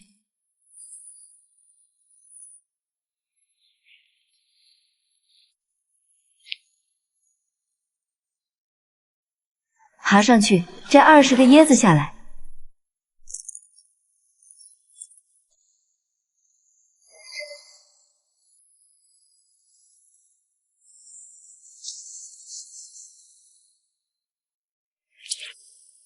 要不去试试，真有用吗？能行吗？神仙，这圆滚滚的东西真能治病？天机不可泄露，照做便是。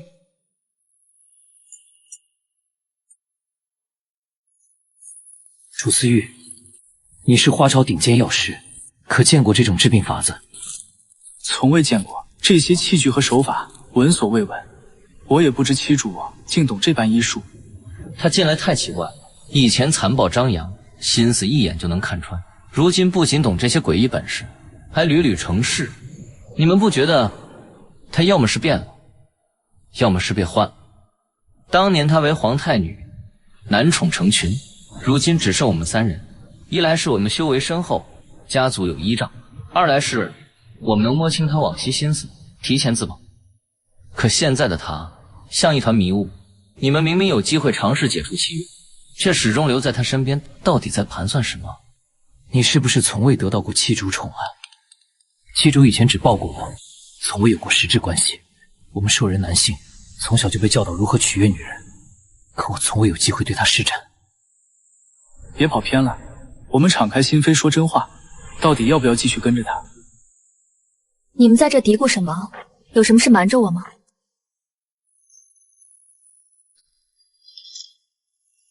他是我在海边捡的，一直说鱼话，我听不懂，你们帮我翻译翻译。美人鱼用歌声蛊惑人心的传说，绝非空穴来风。紫星辰身边本就只有我们3人，如今多了这么一个容貌绝艳的异族，难道他又要添新的男宠？3人的猜疑被突然出现的美人鱼打断，原本就复杂的团队关系，因这个新变数更添了几分不确定性，前路愈发扑朔迷离。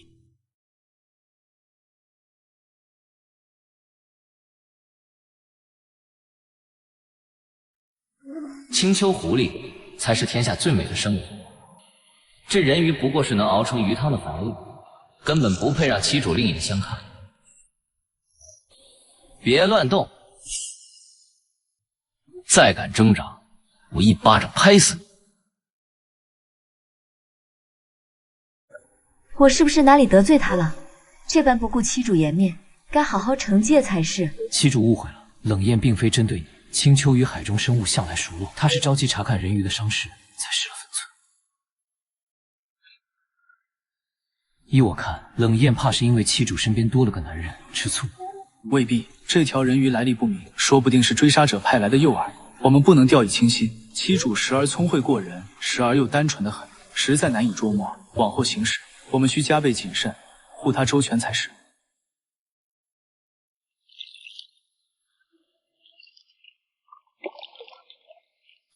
多谢姑娘救命之恩，我只是海中微不足道的小角色，无意打扰，还请姑娘莫要怪罪。冷艳，你太凶了，他伤得这么重，你该温柔一点才是。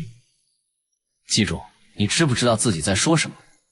此前因猜疑积累的不满，与当下被忽视的醋意交织，冷艳毫不掩饰怒火，将情绪直接对准沈星辰，两人矛盾彻底公开化。我已经检查过他的伤势。不仅外伤严重，五脏六腑和修为都受了重创。我的那些医疗法子根本没用，你们修为高深，能不能出手为他诊治一番？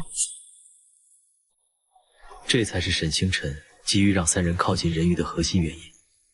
他虽带回人鱼，却对其严重伤势束手无策，只能寄希望于3位实力强劲的夫君。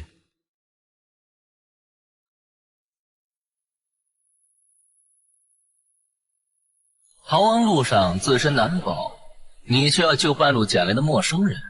我们过去说。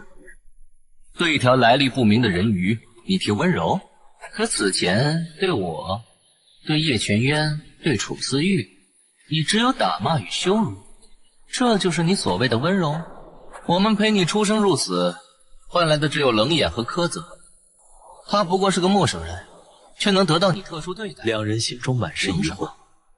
冷艳是青丘最擅长掩藏心事的狐狸，向来冷静自持，如今却情绪失控。究竟是没控制住对沈星辰的真情，还是故意试探他是否真的改变？亦或是向燕正顶撞后，他是否还会打骂？这条人鱼看似柔弱无助，实则绝不简单，暗藏未知风险，必须多加留意。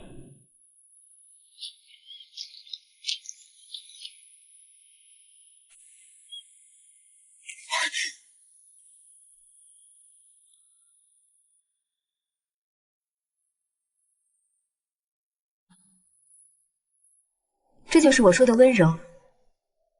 上次我被牛头怪物撞飞，身体明明异样，醒来却完好无损，是你出手救了我吧？这几天你躲着我，对我发脾气，是不是因为我关心人鱼，却忽略了你？我预想过他发怒惩罚，却从没想过是当众亲吻这么亲密的举动。怎么办？大脑一片空白，好想赶紧逃离。我去巡山查看追兵，楚思玉，你照看人鱼。没想到他这么纯情，有点甜。想来穿书后亲近自己喜欢的帅哥并无不妥，钱、权、男人、天下，我又为什么不能全都要呢？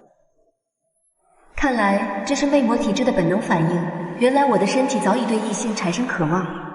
那人鱼眼神深处藏着不为人知的心思，既非羡慕，也非嫉妒，更像是一种算计与折服，为局势添了几分隐秘的凶险。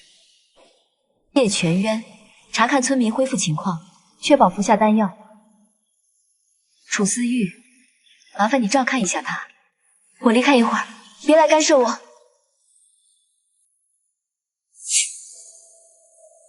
药物已经产生抗体，魅魔体质的本能快压制不住了，不与异性结合就会死，必须尽快找到解决办法，只能到无人处给自己扎针缓解。体内欲望愈发汹涌，理智快被魅魔本能吞噬。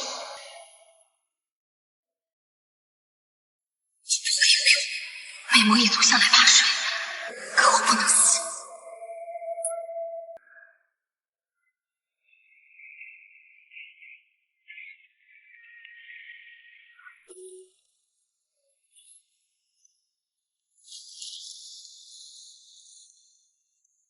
怎么西楚追奴追到海中？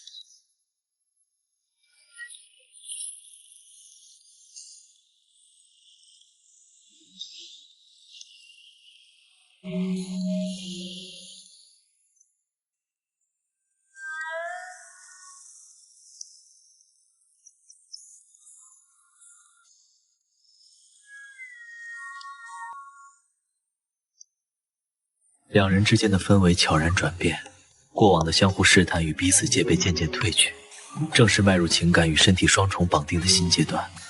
那份超脱生死契约的真情实感，在无言的沉默里愈发浓厚。沈姑娘，我们村落被洪水淹没，就算回去也难以重建，更不想再困在原地等死。只要你给我们一口饭吃，我们全村人都愿意以命相托。追随你左右，我们有精湛木匠，也有懂经商的能人，藏有不少金银财富，并助你争夺天下。书中确实提到过吴村村民藏有财富，他们主动归附，正是我目前需要的助力。多谢各位信任，先找安全地方安顿了，后续之事我们再从长计议。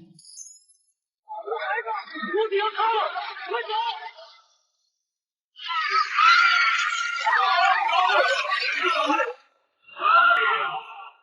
刚建立的信任与归附局面瞬间被打破，所有人都被这突如其来的变故笼罩在未知恐惧中，一场新的生存危机正悄然降临。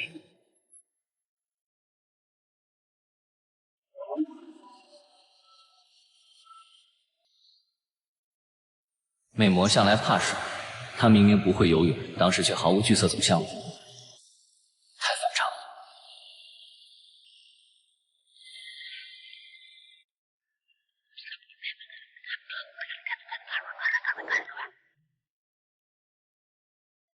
我会带领大家建造一座坚固的城池，你依旧是城主。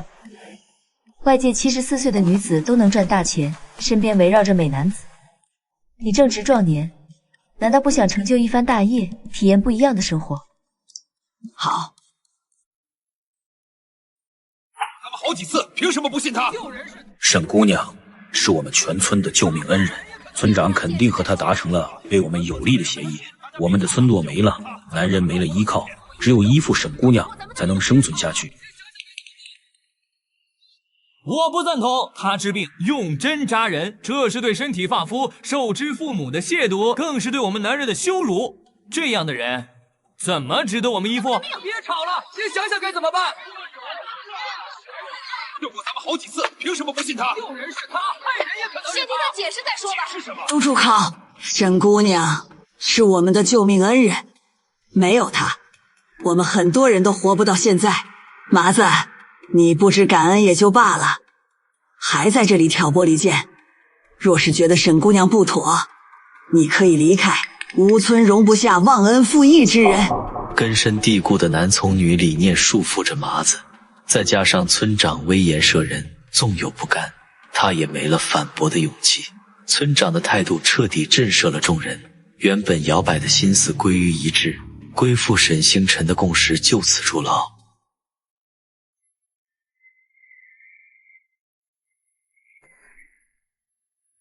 这美人鱼也太粘人了，根本甩不开。正好趁此机会，把叶全渊他们叫来，一边商议建成的事，一边也想办法解决他粘人的麻烦。去通知叶全渊、楚思玉和冷艳。是。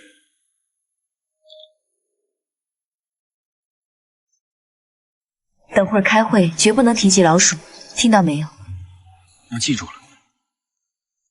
七主这般着急召集我们，莫不是想找人鱼的麻烦，炖一锅鲜美的鱼汤？胡说什么？他是人鱼王子，能操纵水族，是我争夺皇位的重要助力。我拉拢的是他的实力，不是他的容貌。七主向来钟爱美丽之物，如今却说看重实力，倒是让人意外。再瞎说，我就侵略你！以前沈星辰生气会打骂惩罚，如今却用亲吻表达愤怒。若惹他生气，能换来这般甜蜜惩罚，就算故意激怒他，好像也很有趣。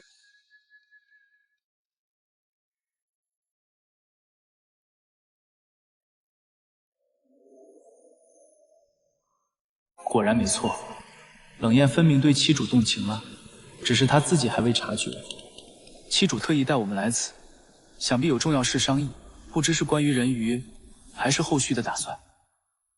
我已和村长商定，接下来将带领村民寻找新家园，构建一座新村落。楚思玉，你不仅是花超顶尖药师，更是百年难遇的治国人才。花超国师的名号绝非虚传，创建新家园、安置村民的核心任务就交给你了。放心，属下定不辱使命。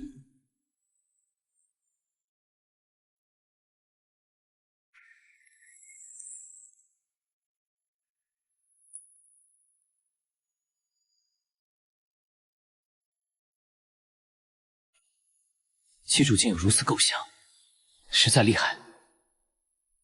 确实很不错，布局合理，兼顾了居住与生存。七主，这是否就是你对新村落的构想？选址可有初步打算？建成需平整土地，附近唯有被淹没的乌村地势开阔，清理后便可使用。五村旧址易遭水患，非长久之计。往东8里有一处小盆地，地势平坦，水源充足，且易守难攻，才是理想之地。七主，选址之事交给我，我先去探查路况，扫清潜在危险。叶全渊是狼族少主，幼时被父母用极端方式培养，沦为原主礼物后饱受打骂，却始终未黑化，骨子里藏着绝对的忠诚与强悍。不必急于探查，你的核心任务是保护好自己的安全。谁敢伤七主分毫，须先从我身上踏过。不好，那些东西追过来了。沈星辰已是被流放的废物，对朝政毫无威胁，为何总有人紧追不舍，非要置我们于死地？这场信任的关键，在与契约绑定，叶全缘极度畏惧死亡，而未解除契约前，我便是他的命。这种基于生存的忠诚，远比虚无缥缈的承诺可靠。往东走，有叶全缘这层保障，至少能在追兵中为我们争取一线生机。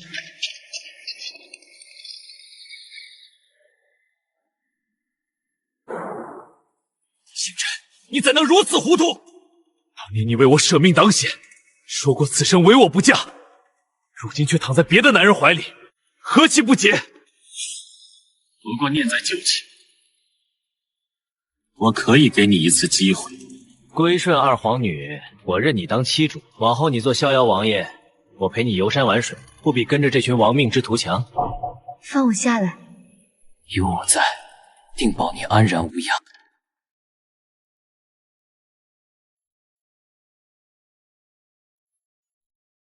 三人皆误以为沈星辰对谢明觉旧情难忘，要主动归顺。叶全渊怒火中烧，拳头紧握，冷颜脸色阴沉如赴冰霜。楚思瑜眉头紧锁，三人眼神短暂交汇，竟默契地生出了不如先行离去的念头。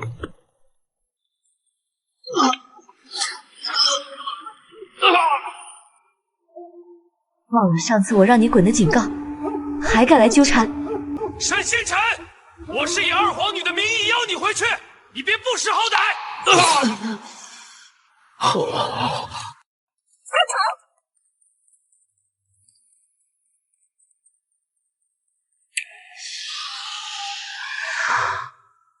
前后皆无退路，我们无处可逃了。都给我抓活的！我要让他付出代价！大人，二皇女明日便要大婚，应娶尚书嫡子。您这般为她效力，她未必真心待您，不过是需要您干活罢了。放肆！二皇女的心思岂容你妄议？再敢多言，我砍了你的头！还愣着干什么？赶紧抓人！谁敢伤了沈星辰，我扒了他的皮！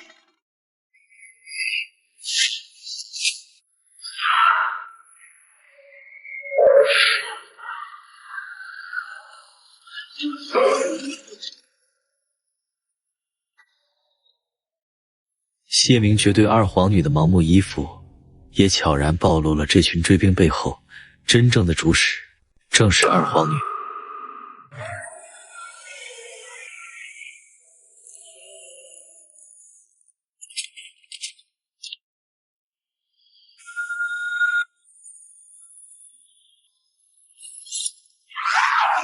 这些东西生命力真顽强，居然能愈合。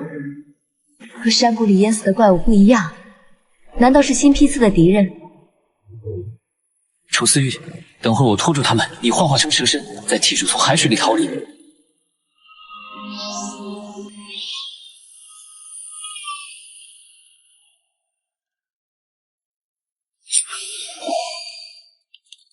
该死！狼族天生怕水，海水里我无法完整幻化。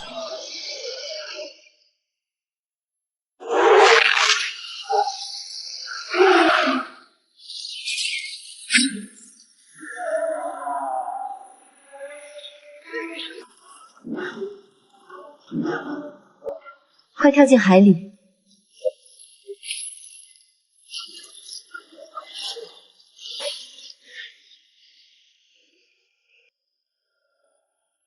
楚思瑜是蛇类，肯定擅长游泳。等稳住身形，我们就能趁机突围。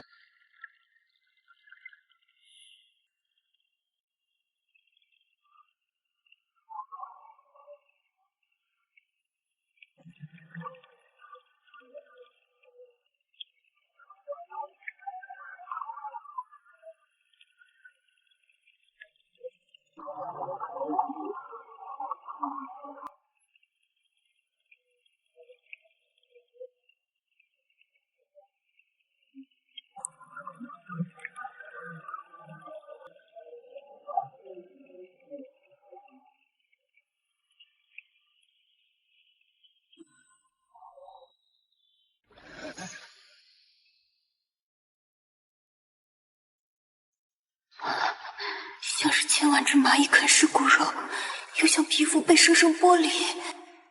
难道我落入谢明觉手中了？我被千刀万剐的结局不会要应验了吧？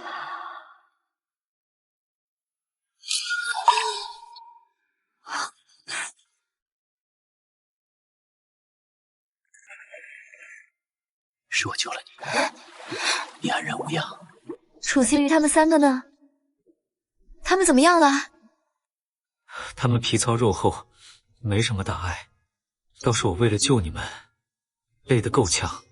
哎，我用鱼尾拖拽你们4个在海洋前行，鳞片都快脱落完了，你还死死拽着我的鳞片，扣落了好多。原来刚才的剧痛不是我自己受伤，是他掰我手时的牵扯痛，真是太丢人了。这里是墨玉的专属领地，藏于深海秘境之中，隐秘而安全。只要你留在这里，无人敢冒犯。安心放松就好。你醒来就只关心那3位夫君，都不问问我的情况。我本只想救你，是你死死拽着他们，我才顺带把他们一起救下来。他们3个长得奇丑，根本配不上你。我叫墨玉，你以后叫我阿玉就好。你一直盯着我看，我身上好热，你摸摸就凉快了。我想成为你的男人，我救了你，你以身相许好不好？这番大胆炽热的求爱，让沈星辰陷入两难。一边是魅魔体质难以抑制的本能渴望，一边是对这份突如其来情感的迟疑。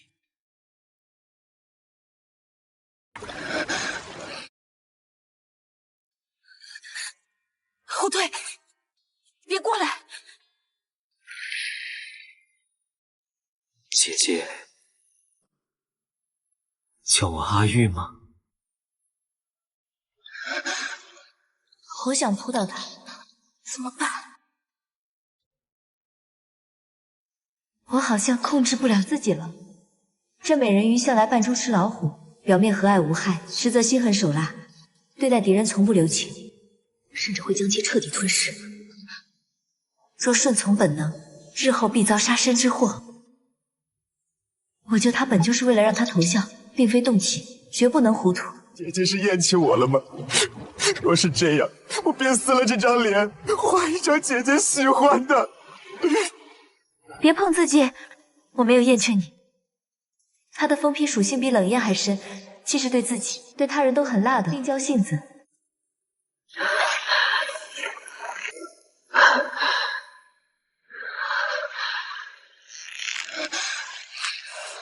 不能与疯批硬碰硬，得想办法稳住他，然后进入小诊所。寒水一定是屏障，小诊所被隔绝了，这张底盘失效了，我差点无计可施了。忍不了就不用忍，我是真心爱慕你，任凭姐姐处置，绝不会伤害你。沈星辰望着墨玉，心中再清楚不过，他是此刻唯一能化解自己体质危机的途径。又念及小诊所被海水隔绝，底牌尽失，自己随时可能因魅魔体质发作丧命，心中坚守的理智防线正一点点瓦解，只剩一个念头在心底盘旋，不如两眼一闭接受，总比死好。这个吻让沈星辰陷入了无法回头的局面，魅魔体质的本能与内心的挣扎也在此刻彻底落定。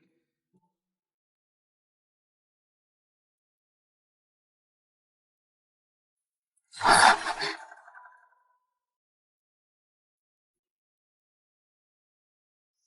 么办？控制不住了，魅魔本能彻底占了上风。姐姐，你真的好美，美得让我无法自控。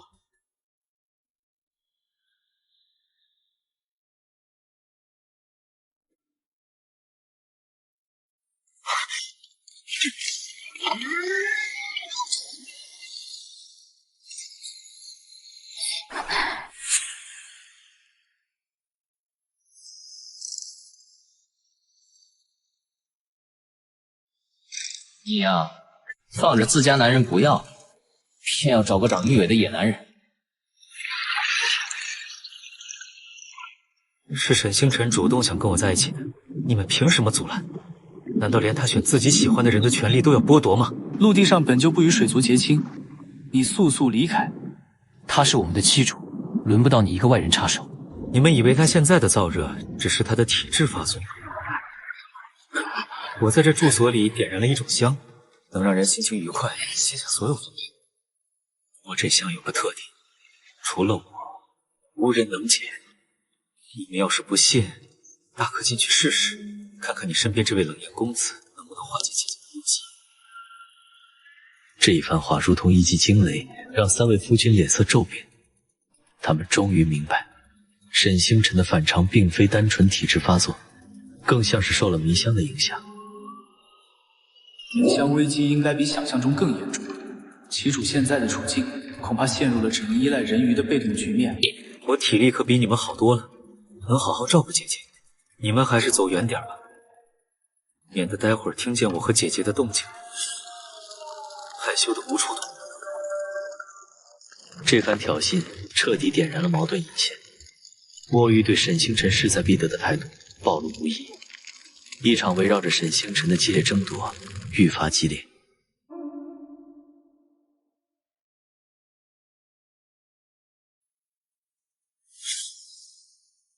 沈星辰不见了，他不在蚌里。你少在这里装模作样，肯定是你把他藏起来了吧？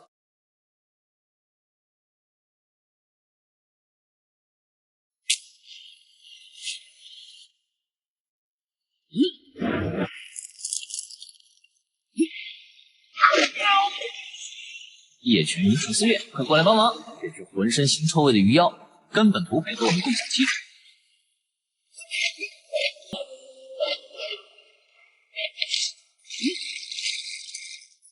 深海是墨玉的主场，陆地出身的冷艳与叶群渊战力被大幅削弱，攻击威力大打折扣，而墨玉的招式而且是深海之力，威力更甚。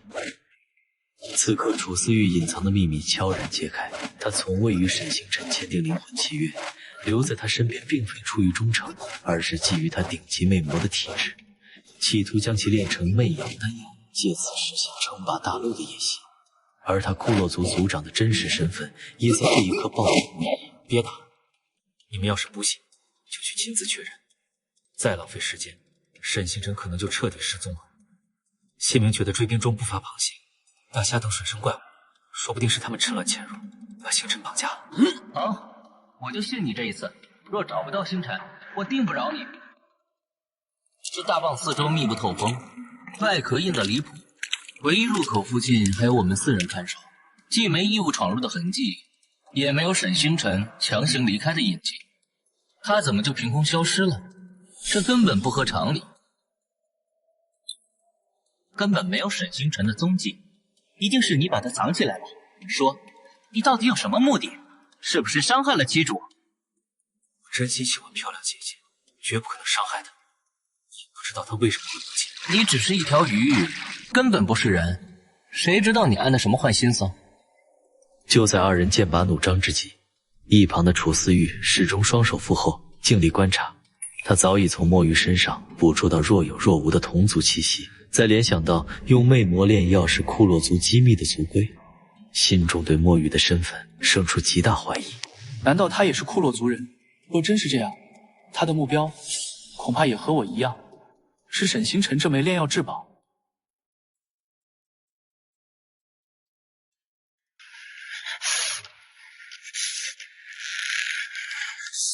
满嘴胡言，快说，沈星辰到底在哪里？我说我现在就掐死你！冷艳，住手！再冲动下去，七主可能只剩一堆白骨。楚思玉虽心怀炼药的阴谋，但此刻找到沈星辰的目标与众人一致，暂时成为引导局势的主导者。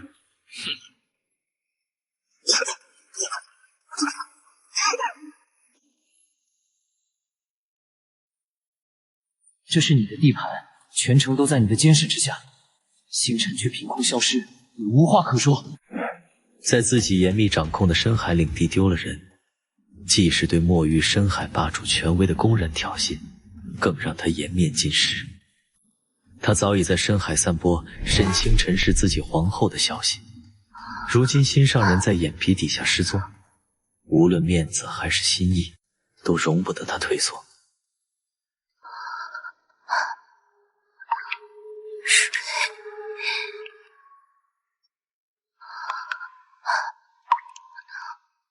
姐姐，你看看你现在这副模样，真是让我心疼不已。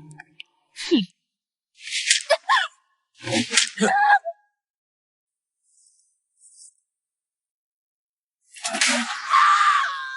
姐姐活得这么痛苦，不如我送你归西，一了百了，也算是成全姐妹情分。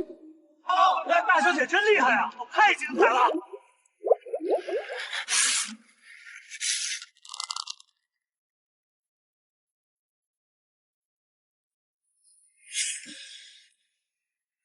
必须抢先一步夺回沈星辰，这枚炼药之宝绝不能落入他人之手。墨玉抬手结印，调动深海所有势力，对秘境及周边海域展开全方位排查，搜寻线索。四人虽各怀心思，彼此戒备，但找到沈星辰成为当下唯一的共识，临时结成了脆弱而危险的同盟，所有注意力都聚焦在寻找沈星辰的下落上。姐姐哭起来真惹人疼，罢了，今日便饶你性命。不过，你勾引我那3位夫君的账可没算，等日后我成婚，我定要当着你的面，与我的夫君们好好恩爱，让你看看什么才是真正的郎情妾意。心肠如此歹毒，根本不配当这书中女主。此仇不报，我誓不为人。二皇女，大事不好了，有紧急要事需你即刻处理。哼！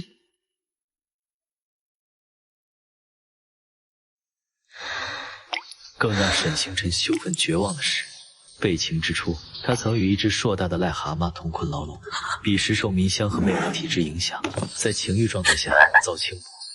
这份深入骨髓的屈辱，让他咬牙立誓。之后再见蛤蟆，必将其做成爆辣青蛙，挫骨扬灰。我原本以为原主的仇恨与我这个穿越过客无关，可亲身经历这一切后，我真的没办法再以旁观者的心态来对待你。沈天卫，你施加在我身上的痛苦，我必100倍、1000倍奉还。若不能亲手让你承受同等折磨，我便枉来这书中世界一趟。沈天威的钥匙。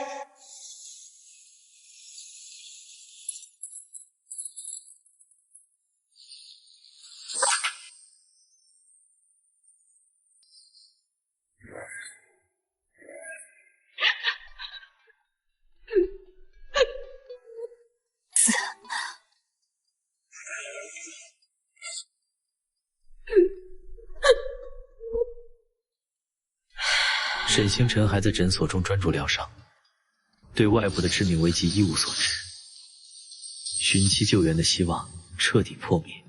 他的穿书之旅从孤身面对的个人绝境，陡然升级为团队团灭的生死困局。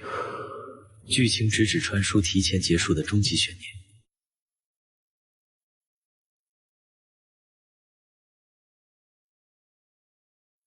真是没想到，你们竟对一个废除的皇太女死心塌地。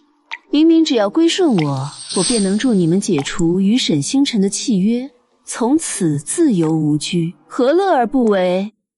我本已特意传递消息，给过你们机会，可你们偏偏不识趣，非要我亲自出手捉拿，倒是让我刮目相看。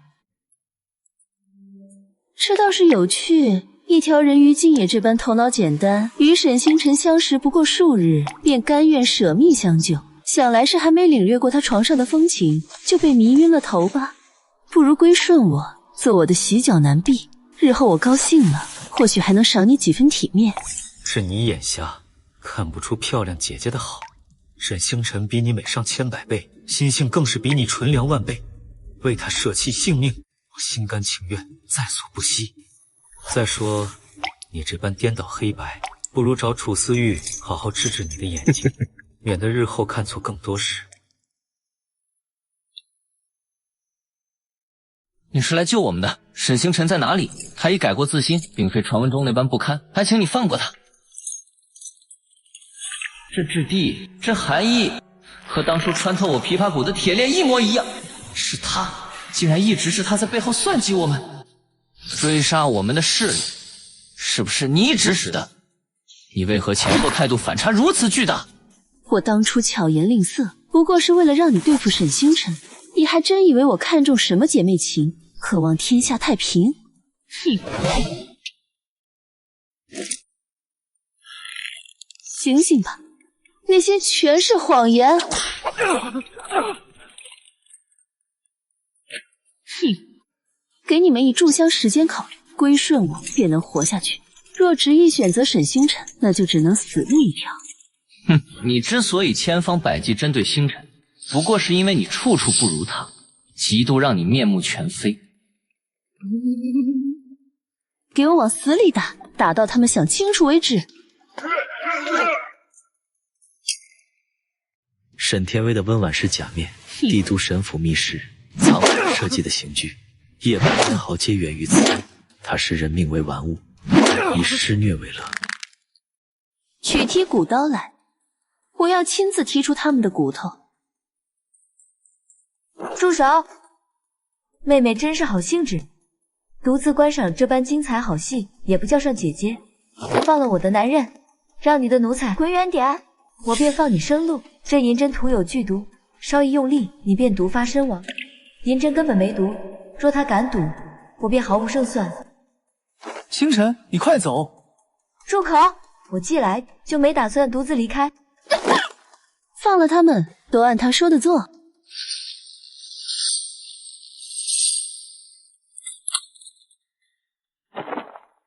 别废话，立刻跑，不许回头！你们再不跑，我现在就死在这里。这次就饶了你。银针上是强效补药哦，妹妹好好享受。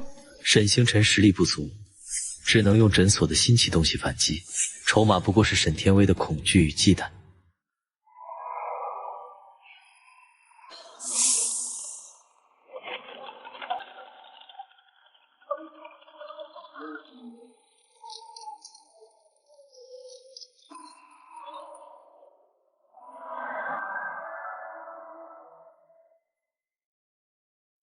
漂亮姐姐，刚才吓坏我了，还以为再也见不到你了。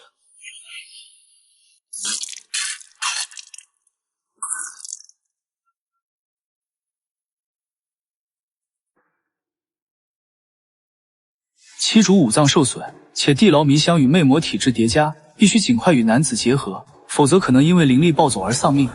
该死，都到这时候了，还要靠这种方式活，太屈辱了。我来，为了漂亮姐姐，我愿意付出一切。你个半路捡来的鱼妖，也配碰他？滚！来吧，我熟他的性子，不会让他太难受。我清楚他的伤处，能精准避开痛处。既然都想争，就打一架，谁赢谁有资格救姐姐。沈星辰瘫坐在地，脸色苍白，陷入屈辱与绝望。而身边4人的争奇之战，让这场生存危机更添焦灼。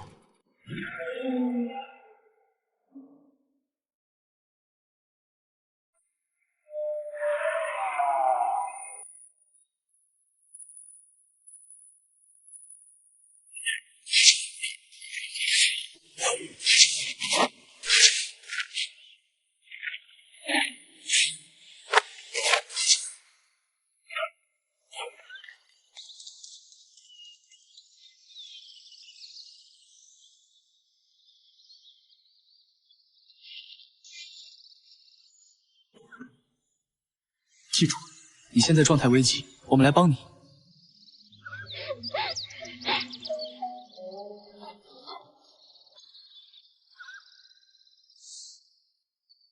这衣裳古怪的很，既无盘口，也无系带，到底要怎么解？不许碰我！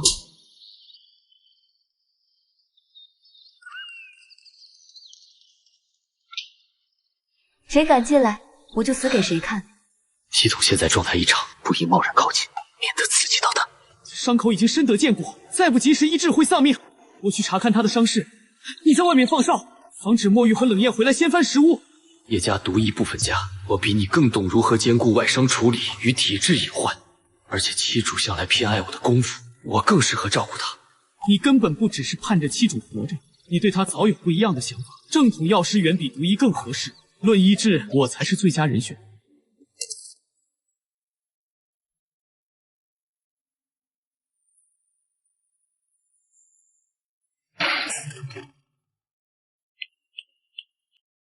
妻主，你是不是厌恶我了？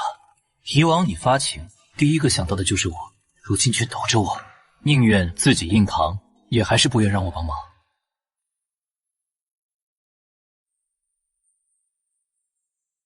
真白打了，根本拦不住。既然躲不过，那就随他吧。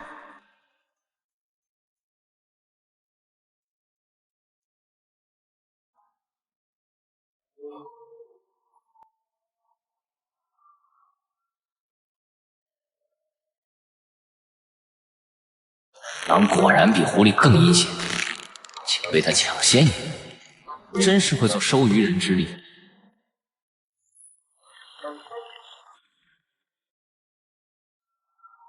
我们不能一直守在这里浪费时间，应该前往乌村，把幸存的村民带回来。妻主要想登上帝位，必须争取民众支持。他此前废黜皇太女的身份，让声名受损。如今唯有协助武村村民重建家园，才能笼络人心。既然要去乌村，顺便把墨玉也带走。人鱼临水难存活，他留在这里只会日渐虚弱。楚思玉对墨玉的生死本就毫不在意，此番独自下山更是另有盘算。他暗自忖度，若墨玉在缺水的山巅撑不住死去，届时便可取其肉充饥。